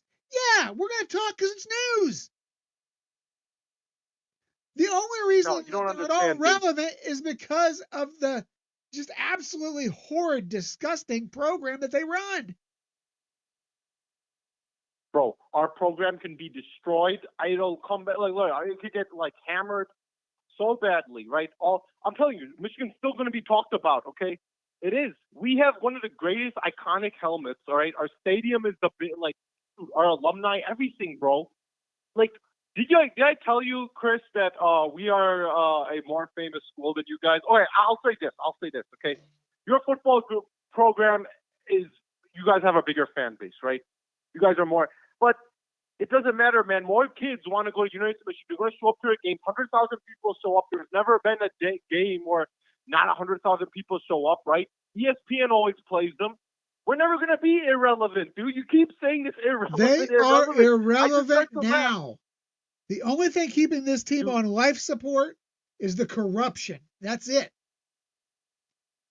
Okay, but listen, even now, we're going to be relevant no matter what, bro. We just are. I don't see it. I just don't. There is nothing. In the future, too, we'll be relevant. What's that?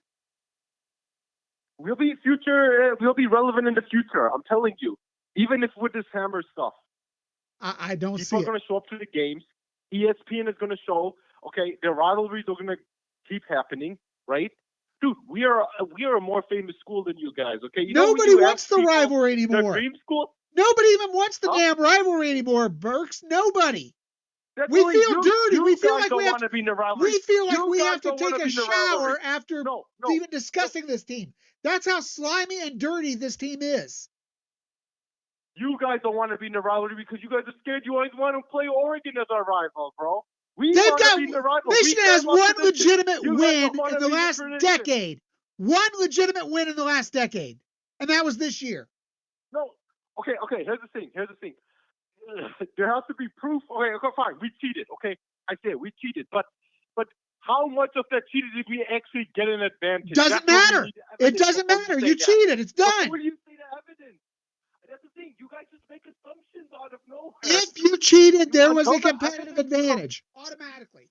If you cheated, it was done. But how much of an advantage did it give? Doesn't matter. If it gave any competitive advantage at all, then they cheated. It's that simple.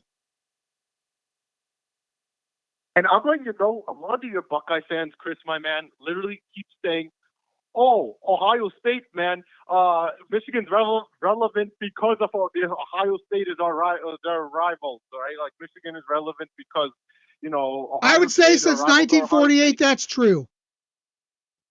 No, that's not true, dude. If you guys were not a rival, we would still be successful, dude. In fact, you guys actually are the reason why you'd probably be more successful if Ohio State wasn't your rival. That's what I'm saying. So yeah, you'd be more successful because you wouldn't lose as much. Okay, yeah, that's true. But like, you see, when Buckeye fans say that, you know what? Like, they make no sense. You know that, right? Like, we don't need you guys as a rival, and we would still be relevant. Keep in mind, Well, good. Then take this slimy program and take it somewhere else, because we sure don't want it. We're tired of it. The entire college football world is tired of it. Dude, no. Okay, here's the thing. No one cares about this anymore but you guys. That's the thing. And listen, I agree, because, like... I guarantee there's at least 42 women somewhere that care about what's going on. Okay, all right. I'll say this, man. I'll say this, too. Were you one of those fans, Chris, okay? Were you one of those fans who are like, Oh yeah. We didn't beat Michigan didn't beat us. We beat ourselves in the last game. Were you like that or no? I just want to know about that. No, Like, no. The fact is, no. So you gave credit to Michigan. The fact is that I'm gonna say it. The fact is, I believe that this team, that Michigan was inside of Ryan Day's head to the point where Ryan Day made a mistake. He wanted to go out there and beat Michigan playing Michigan ball. I believe if Ohio State played Ohio State ball, they would have probably beat them by 30. But they went out there and decided they had to try to beat Michigan playing Michigan ball. That was a mistake, and because they did that, Michigan won. Michigan went out there, they played their type of ball, and they won. See, this is why I respect you. You know, you actually give credit to Michigan when they win fairs, but so many Buckeye fans be like, but Burks, you guys didn't beat us, we beat ourselves. Like, come on, bro. Like, really, I can't stand this anymore. This is why I like talking to you, Wild man. This is why I like talking to you. You know, yeah, sometimes you make some delusional takes, but like, I give you credit, man. I give you credit on like, you know, like that you. Okay, but listen. The cheating stuff for the last 3 years, 2021, 2023. See, I understand that. Okay, fine, you think that way, but like, you have to make an assumption when there's like the evidence comes. There's still so much evidence that needs to come out yet that hasn't come on public. So listen, so you just can't say, well, if I were you, I would say that yes, Michigan cheated, but how much of an advantage it gave them? It doesn't matter. If they cheated, it instantly gave a competitive advantage. Dude, they could have cheated, but they didn't give them any advantage. There's no way that doesn't happen. If it didn't give them an advantage, they wouldn't have done it. That's just common sense. No, dude. Maybe, dude, that's the thing. Maybe they were doing something and what Connor Stans was doing, and it didn't give an advantage at all. Listen, go to the Michigan staff and stuff. No one knew what the hell Connor Stans was doing, bro. I'm sorry. That's okay. That's where I'm at right now. But if the evidence comes out that okay, everyone knew what they was doing, the players knew what they were doing, then listen, they should vacate everything. And they knew like all the plays and stuff, right? Like they knew every. But see, that's the thing. There's no evidence. The evidence hasn't come out yet, so you just can't make these assumptions. It's not an assumption. It's fact, Burks. It's fact. No, they it's not fact. cheated. Okay, bro, You've admitted this. Okay. They've admitted this. They have come out themselves and said they've cheated.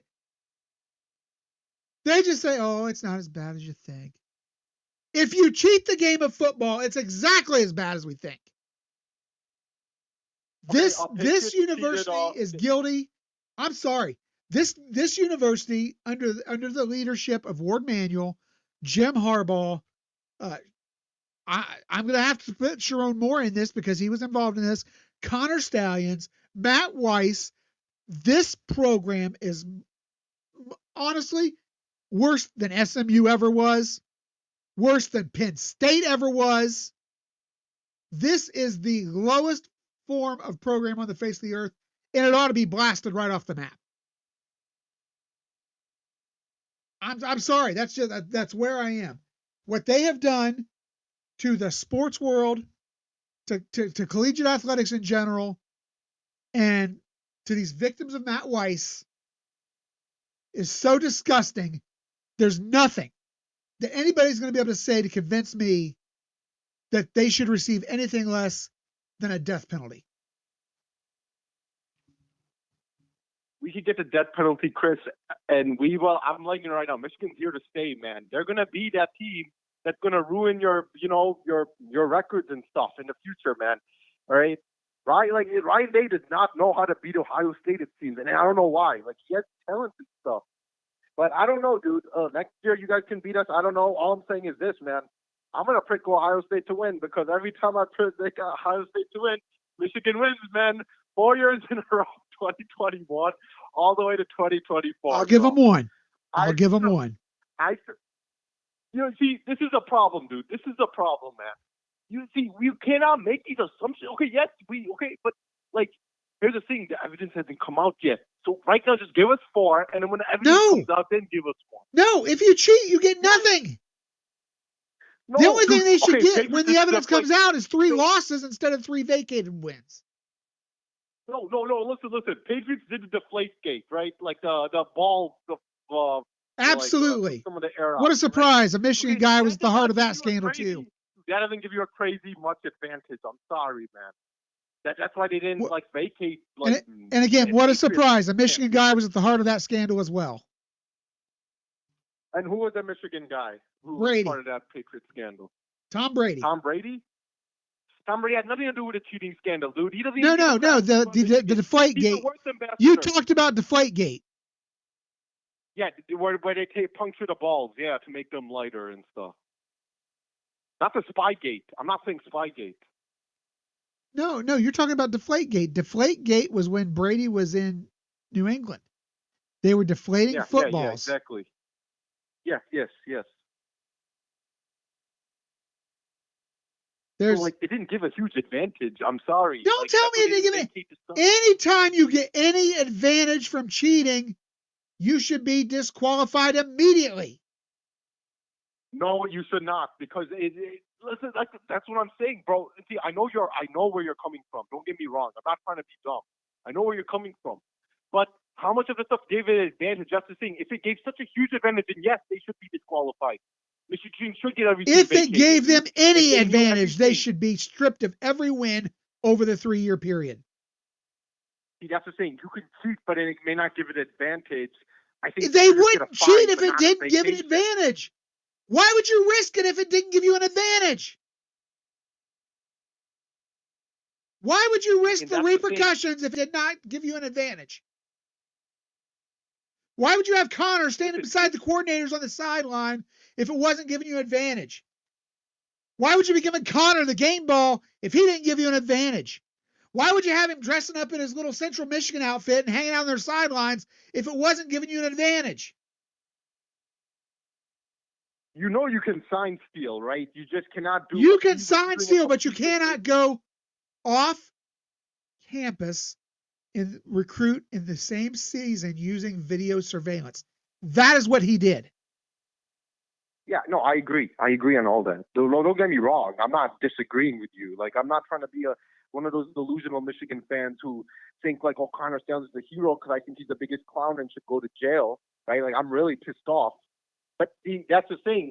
You just, I don't know, bro. You just cannot make an assumption that Michigan should get everything vacated. I understand you think that if it's cheating, they automatically get vacated. That's your perspective, but that's just where I'm coming from, my man. Right is right, wrong is wrong. It's that simple. There is no gray area. No gray areas. I hear you, man. I hear you. Yeah, it'll be interesting, man. It'll be let's see, man. Buckeye Scoop is saying July, and look, I'm not going to do any Buckeye Scoop bashing or any of that stuff really, but I just want to say we'll see what they think and what others think. They're saying July. Let's see. Here's the thing. I'm going to tell you right now, Burks. I don't think July. Yeah. I think this drags out a little longer. You don't think July? I think it drags out a little longer. Let me tell you why. Because from what I'm understanding, there was also some more allegations that are about to roll out against Sharon Moore. Now, what these are very minor recruiting allegations. Okay. But they are still allegations. As well, the whole Matt Weiss thing, if they found anything on that computer that links it to the cheating scandal at all, such as stolen video footage from other programs, they're going to have to kind of let the court case play out before they can, I think, officially end this, unless they decide to go ahead and do something now and then do another set of NOAs. Now, if that happens, then I can see it coming down sometime in July. But my gut instinct tells me look for it closer to the start of the season, or maybe even later. Yeah, no, I kind of agree with that, actually. And Ward Emanuel did say, well, apparently Ward Emanuel is saying, I don't know what Ward Emanuel is saying, that we haven't heard of a bowl ban. Or that's what he might be lying. I don't know. Listen, I don't trust I don't say because they say this is going to happen. I'm not like that person, right? We'll just have to see. But yeah, I agree. I don't think it's going to be in there. That's too early. I feel it could be. It could be during like before the season, maybe August, September, maybe end of September. Like I said, we just don't know, and I don't know like. But I'll say this: I'll be a man of my word, man. If you guys predict, if you're right on their stuff, and Buckeye Scoop is right on all their stuff, man, I'll say it, man. I'll say like, yo, I will never trash talk about Ohio State media or Buckeye Scoop or stuff like that. They are right. They're all this stuff. And then I'm the idiot. So, yeah, I'm going to be a man of my word if that were to happen because I've already talked mad trash about this stuff. So, yeah. Yeah. And let me just say, Burks, I will say this as well. If something happens before July or in July, I would watch for major sanctions because that means I think they're giving. Bowl ban? Oh, I think it'll be a lot worse than just a bowl ban. If it happens in July, it's going to be major sanctions, and this is why they're going to give guys time to transfer. That's why they would happen in July. They're telling me they're going to give guys. So this is why now Buckeye Scoop like fans and stuff are now saying like, Bryce Underwood transferring to LSU and all this stuff. And I don't know Bryce Underwood or his situation. I do think that he's a guy who chases the money, but at the same time, I can't speak to. I'm not knowledgeable enough to say he's going to transfer. I don't have Michigan insiders or anybody to talk to, so I can't say that. But I do believe that if the NCAA sanctions these guys in July, it's to give guys time to catch on with other teams. That like I could believe that for sure. Yeah, I'm not like trying to listen. Like I said, I don't know what the hell's going to happen. To tell you the truth, but what I'm just like, see, the thing is really just getting me a little. And Chris, let's be real here. You want this? You like me and you can both agree on this. You want this cheating scandal to end already? Yes, I do. It's making the rivalry way more toxic. It is making it so toxic you don't understand. You know what? Again, sick of Michigan. I don't even want to be a part of the rivalry anymore. That's how bad it is. I don't want Ohio State associated with them. That's how bad it is. And this was once the greatest rivalry in sports. You care about tradition? Wait, hold up. You care about tradition? I absolutely care about tradition. About tradition? Okay, then why are you saying that? Because Michigan took the tradition and pissed all over it. It wasn't us who fired the first shot. It was Michigan. And they have disgraced the rivalry. Well, listen, I agree that like some of the stuff you're saying, like it's not cool, but even then, bro, if Ohio State was to do like they were to support, I don't know, the football team was doing some criminal activity, worst criminal activity to think of, I would still want Ohio State as my rival because guess what? That's more of a reason why I want to beat Ohio State because they're the villains. So we are such villains. We are so evil. We're like the devils, right? Don't you guys that's more of a reason you guys want to beat us? No. I don't. Because we're so like I said, I feel dirty every time I say the word Michigan. I feel like just slimy for even discussing them. Do I do it on here because that's what people want to talk about? Yes. But I feel absolutely disgusting even mentioning their program. That's what a low level they have sunk to.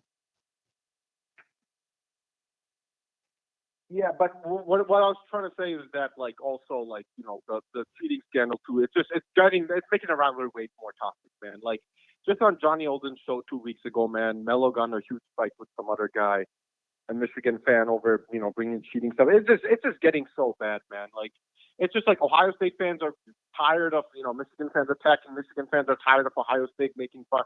It's just back and forth, man. That it's actually getting so sick. I'm at a point now, to this point, because I'm letting you know right now, it was so nice before the cheating scandal. Now it's just like the rivalry's gone so toxic. Yeah, it was fun before the cheating scandal, Burks. It was fun. Yes, we poked fun at you guys. You poked fun at us. There was something pure about the rivalry then. It's not there anymore. It's just not. Dude, it doesn't matter. Okay, we did that. Doesn't mean your fan base would go crazy at our fan base. I'm noticing this. I'm noticing you're the fan base that's actually going and trying killing our fan base over something we did that we don't have any power on. Well, first of all, Like, I'll disagree with two things. Why attack our? I don't think that Ohio State fans are the ones going and trolling and doing that. I do think there are some, but I see way more Michigan fans on Ohio State message boards than I do the other way around. And then the other thing I'll say is, you guys as fans, and maybe not you as much, Burks, because you don't live in Michigan, but No, I don't. even you, but the fans specifically that live in the state of Michigan do have the power to do something. You can demand accountability out of the program. You can demand the board manual, the president of the university, everybody take accountability for what they have done. And how do you do that? No, listen. You call them out. You stop buying tickets to games. You let them know that you're not going to support the sleaze that they are. See, I've been calling them out, bro. I've been saying Condescend is the worst person ever. I want Ward Emanuel fired. I want all this crap. It's not my fault my fan base is not trying to do this stuff. And I agree with you, Burks. I think you are trying to do the right thing. I'm getting pissed off at this stuff, bro. Dude, you see my comment on Crane and Company? They took it off because I said that I can't believe that Condescend is getting all of this attention, and our fan base is the reason why he's live. Like, I want to take a little shot at my fan base on that part, too. I'm not going to lie. You know, like, you need to understand, Chris. I'm a University of Michigan, like, fanatic, crazy fan, okay? Sure. I read news every day of it. I care about the reputation, bro. Sure. I care about the campus. I care about everything. It's just, I don't know, dude. Yeah, I mean, I get where you're coming from. You're a passionate fan, and I can respect that. But I can't get behind this, what's going on. And the fact that they are dodging and hiding instead of facing up to and owning up to what they did and what happened on their watch, I can't get behind that or respect that. And as far as I'm concerned, I have no positive feelings about this rivalry anymore. I have no positive feelings about the school anymore, which, again, I always thought Michigan was a great academic institution. I've got no positive feelings towards the school. This has soured me on that. And with a few exceptions, I have nothing positive I can say about the fan base anymore. You are one of those exceptions, but I don't have a whole lot I can say positive about any of the fan base I see encounter anymore. It's gotten to that point. I mean, I would honestly not be at all saddened if Michigan got the death penalty. I would not be at all saddened if they exited the Big Ten. I would not be at all saddened if they never played another athletic event again. And understand, I am a traditionalist, so it hurts me to say that about what was once a great rivalry. But that's just where I'm at this point.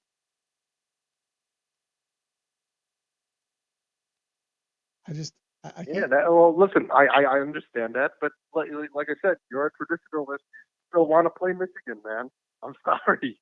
Like, you still want to play Michigan. I don't care. We can be the most evil stuff in the world. No, because I'm not willing to sell my soul for a rivalry.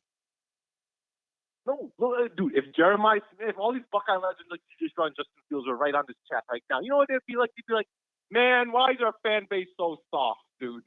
It has nothing to do with being soft, Burks. It has to do with having a conscience, with being a decent human being, with not wanting to disgrace the game of football. This has nothing at all to do with being soft. Dude, you cannot hold the players accountable. It's not the players' fault. It's the dumb idiot Connor Stallion. Oh, the players knew too. Don't think they didn't. Don't think for a second the players didn't know. Dude, how do we know? Now you're starting to sound like Jim Harbaugh, who said, "Oh, I don't even know who this guy is," and handed him a game ball. No, I agree. Giving the ball to Connor Stallion is the dumbest thing. I knew there was something fishy on that. Okay, I'm not going to lie on that part. Why do you give a guy? And I've known I knew that in 2022 when like I knew this even before Buckeye Scoop even found out, or well they probably knew during the time, but like it was really weird. I'm not gonna lie. But still, bro, if Justin Fields and CJ Stroud, listen, the players did not know any. Like, if they did know, okay, there could be a problem. But like I said, we just don't know. The evidence is going to come out, and then we'll know. That's the issue, dude. That's the issue. That this is why Michigan fans are getting mad at this stuff, right? There's a reason why. You just cannot give an assumption like, oh, I think that this person did this, because there's no this, question. and There is no question. Anybody with a lick of common sense can connect the dots.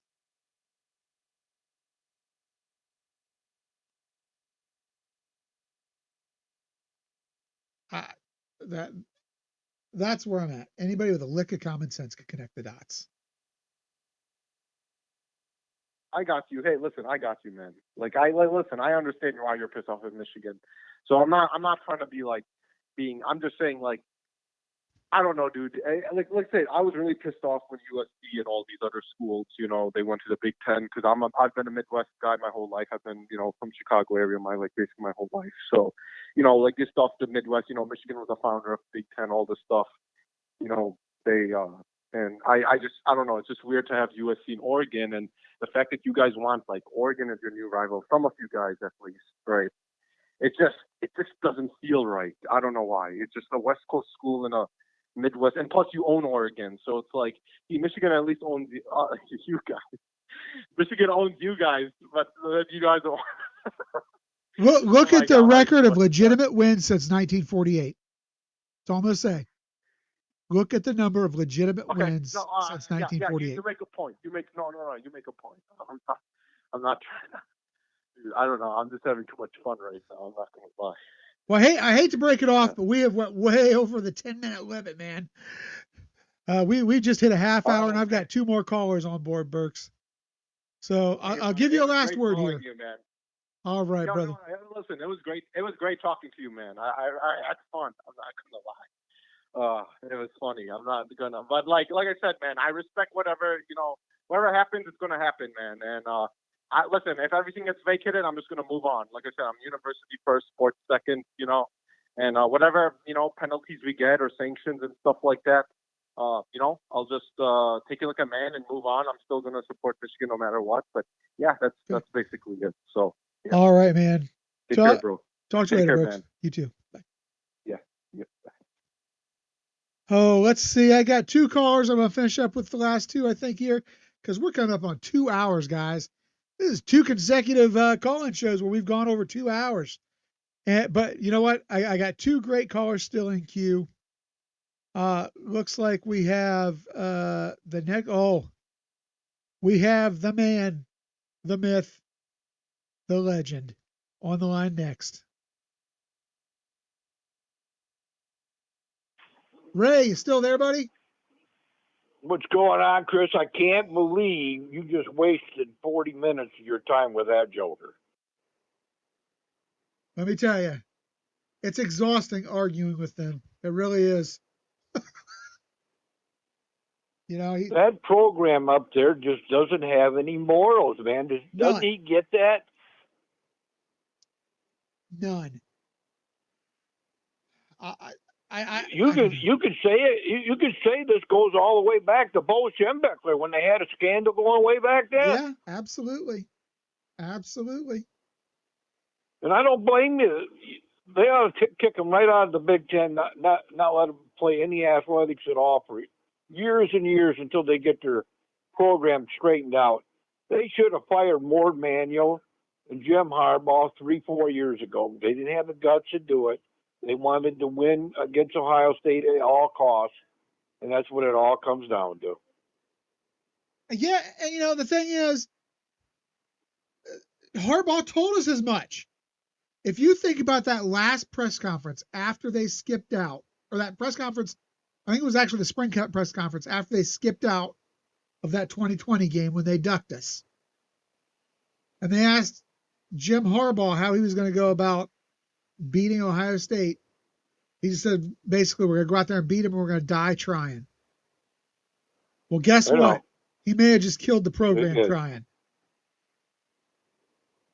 No class at all. I just got to going through the YouTube, and I see my Buckeyes won the national title. Went to the White House to see Trump.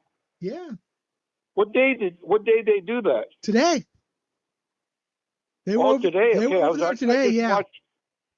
I just watched it on the YouTube, and then I seen a thing about Will Howard working out with three other guys. The guy from Penn State, the defensive tackle, and the running back from Boise State, another guy. It seemed like he was really working hard. It seemed like maybe it'll pay off. Have you heard anything more about, is he going to be a second or third round pick or whatever? I've heard projections for anywhere from third to fifth round, but I'm telling you, I think his work ethic, his leadership, somebody's going to take him earlier than that. I would say he's no worse than a third.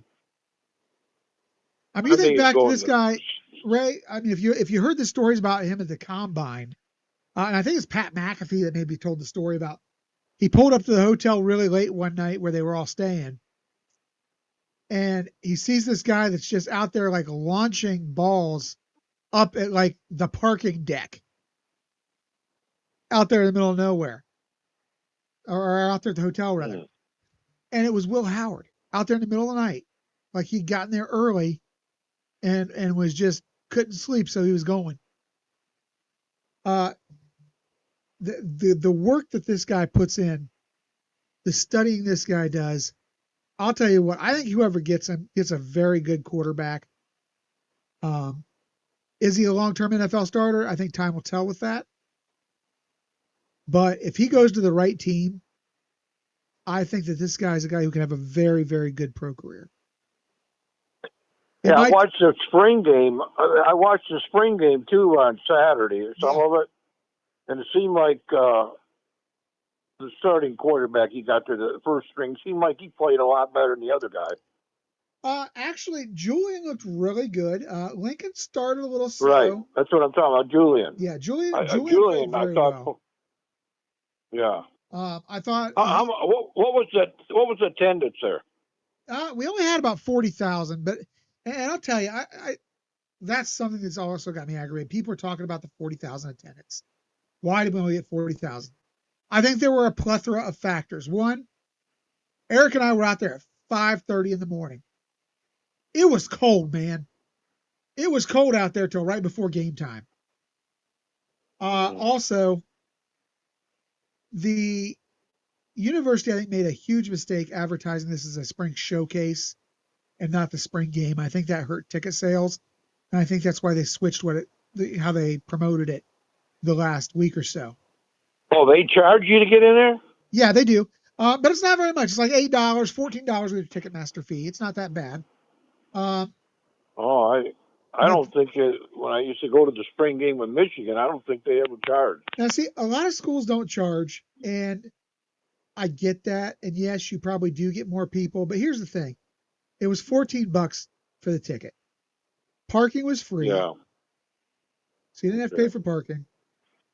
Concessions were outrageous. Outrageous. That's the only downfall I've got. But, there were people out there. They had a fan fest going. What was outrageous? The concessions. The food inside the stadium. It was like $14 for a Diet Coke. Literally, no kidding. 14. Hey Chris, can I switch the subject real quick? Go ahead. Okay, I love golf, and I used to play crack of dawn to pitch dark, but after I retired, I started running 8-9 miles a day, so I quit running and just jog and work out. But I always like to watch the Masters. Did you get a chance to watch that at all? I did not. Honestly, I used to watch golf every now and then. I started watching, of course, when Nicklaus was still playing. Watched when who? Tiger was going. But I love Rory. Rory McIlroy. Rory McIlroy, I heard, was a really good story this year at the Masters. Yeah.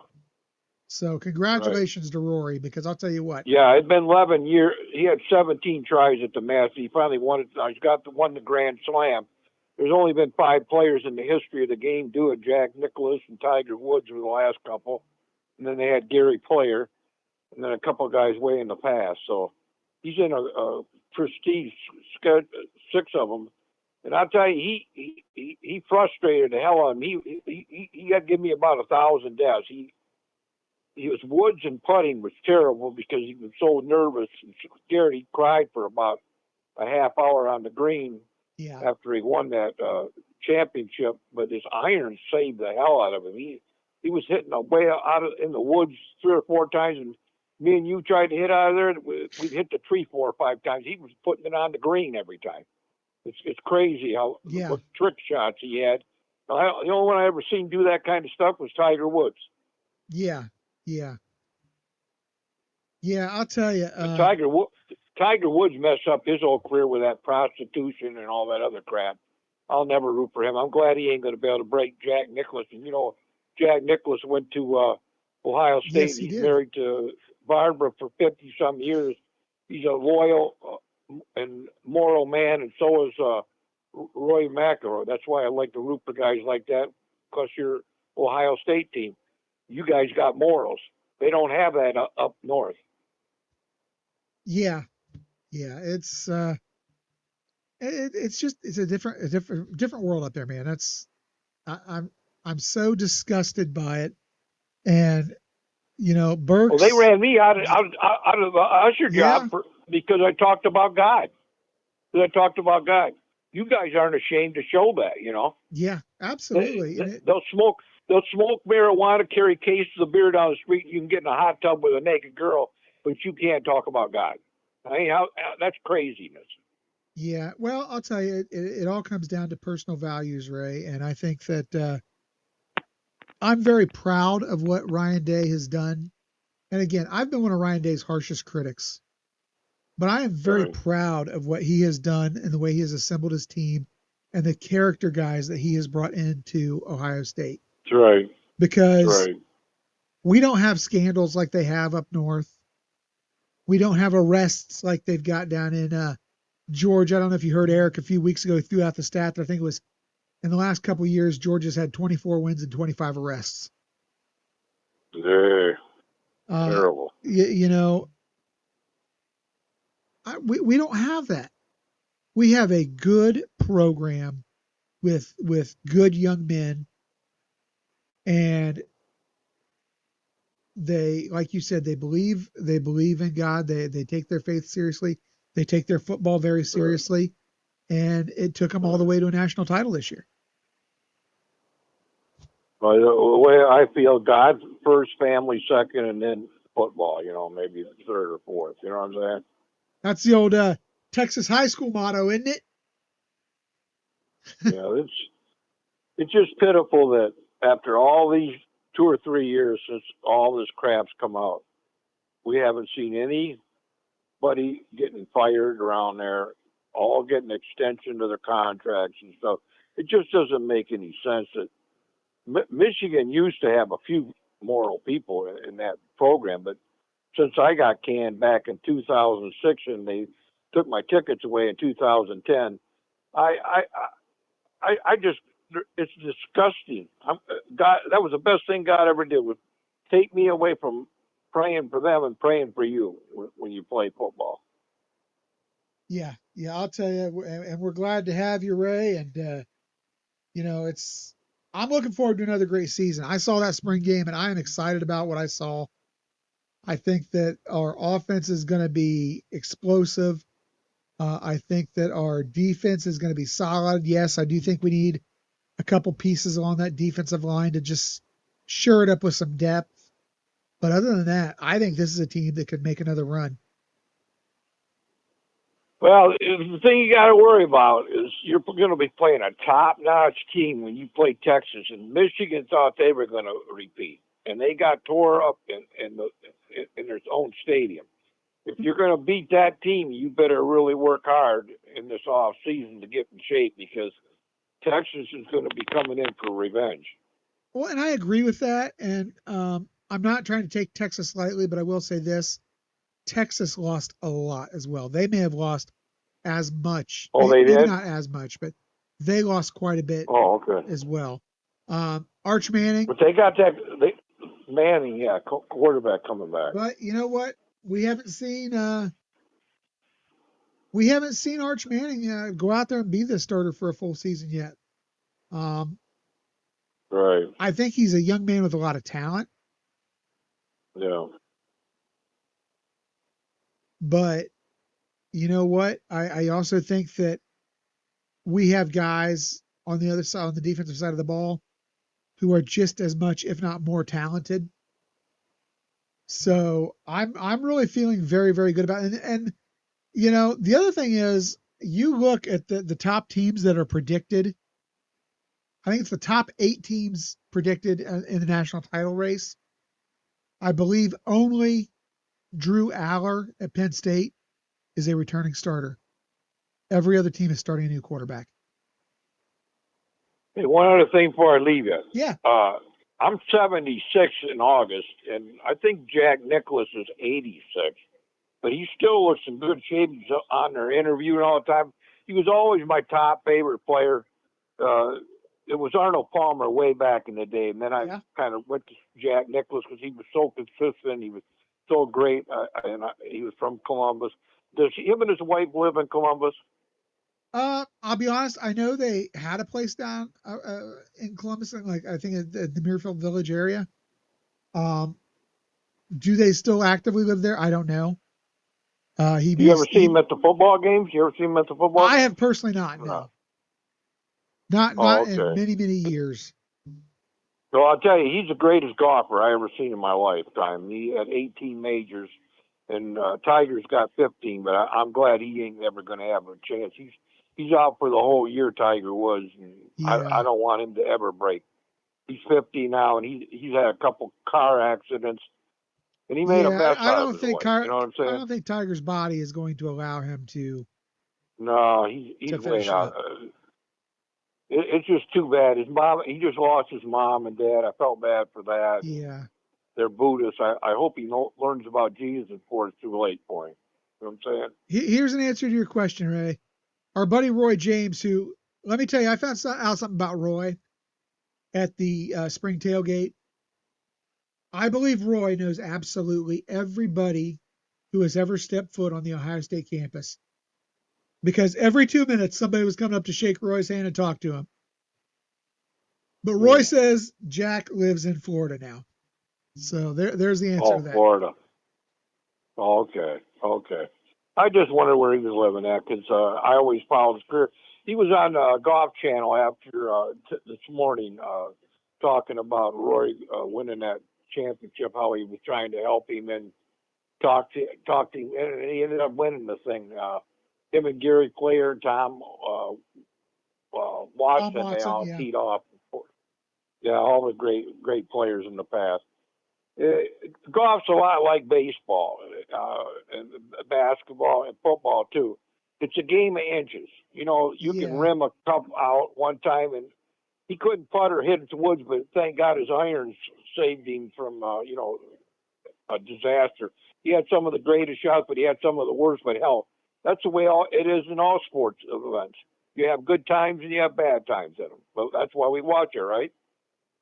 Absolutely.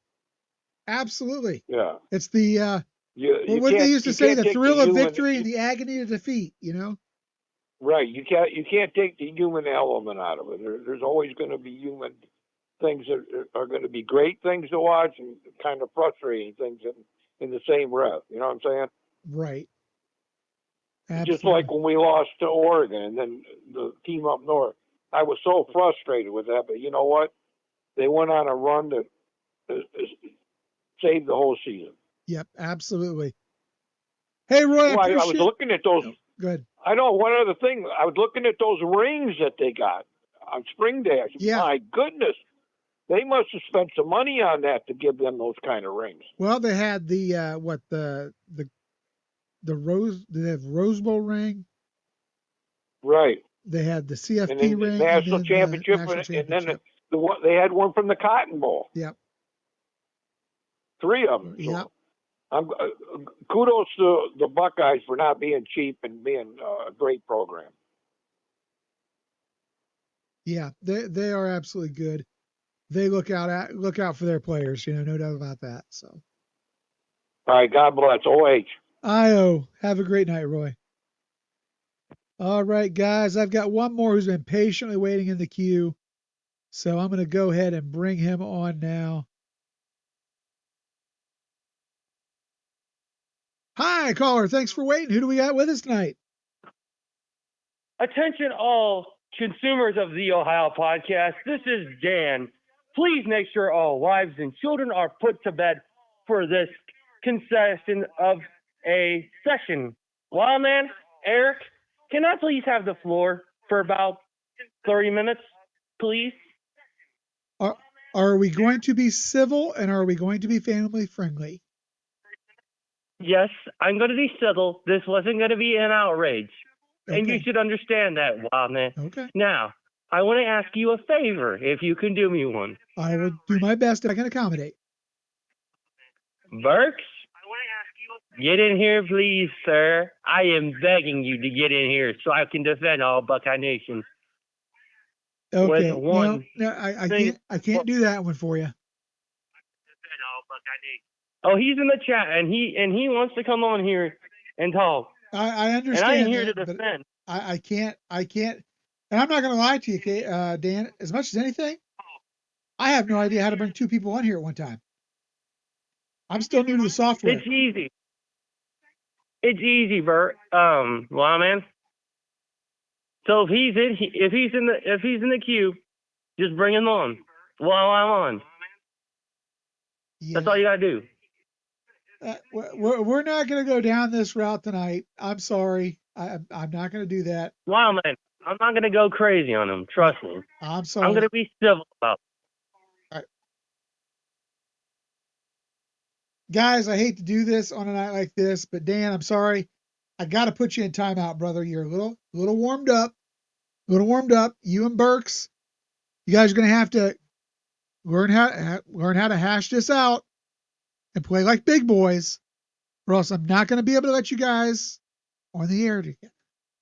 I'm going to have to silence you in the chat, and I'm going to have to not take the phone calls if we can't behave like grown-ups.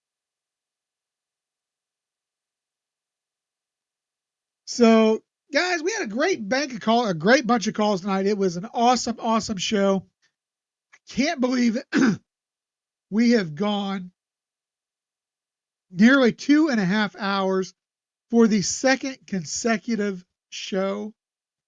Great calls tonight. Thank you to all the callers we had. I would like to list them all, but I know I'd forget them. TG, I know that Sean and Tyler both called in. I can't remember who all called. It's been just a while. An array, of course, called in.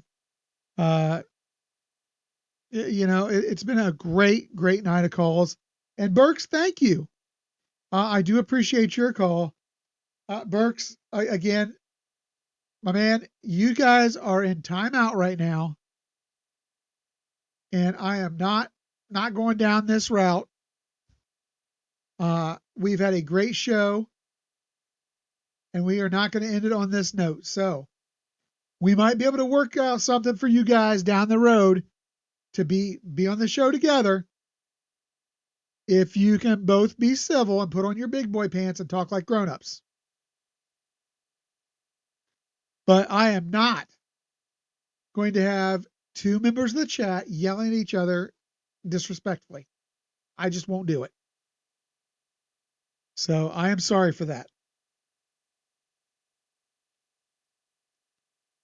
Anyhow, guys, it is my dude. No.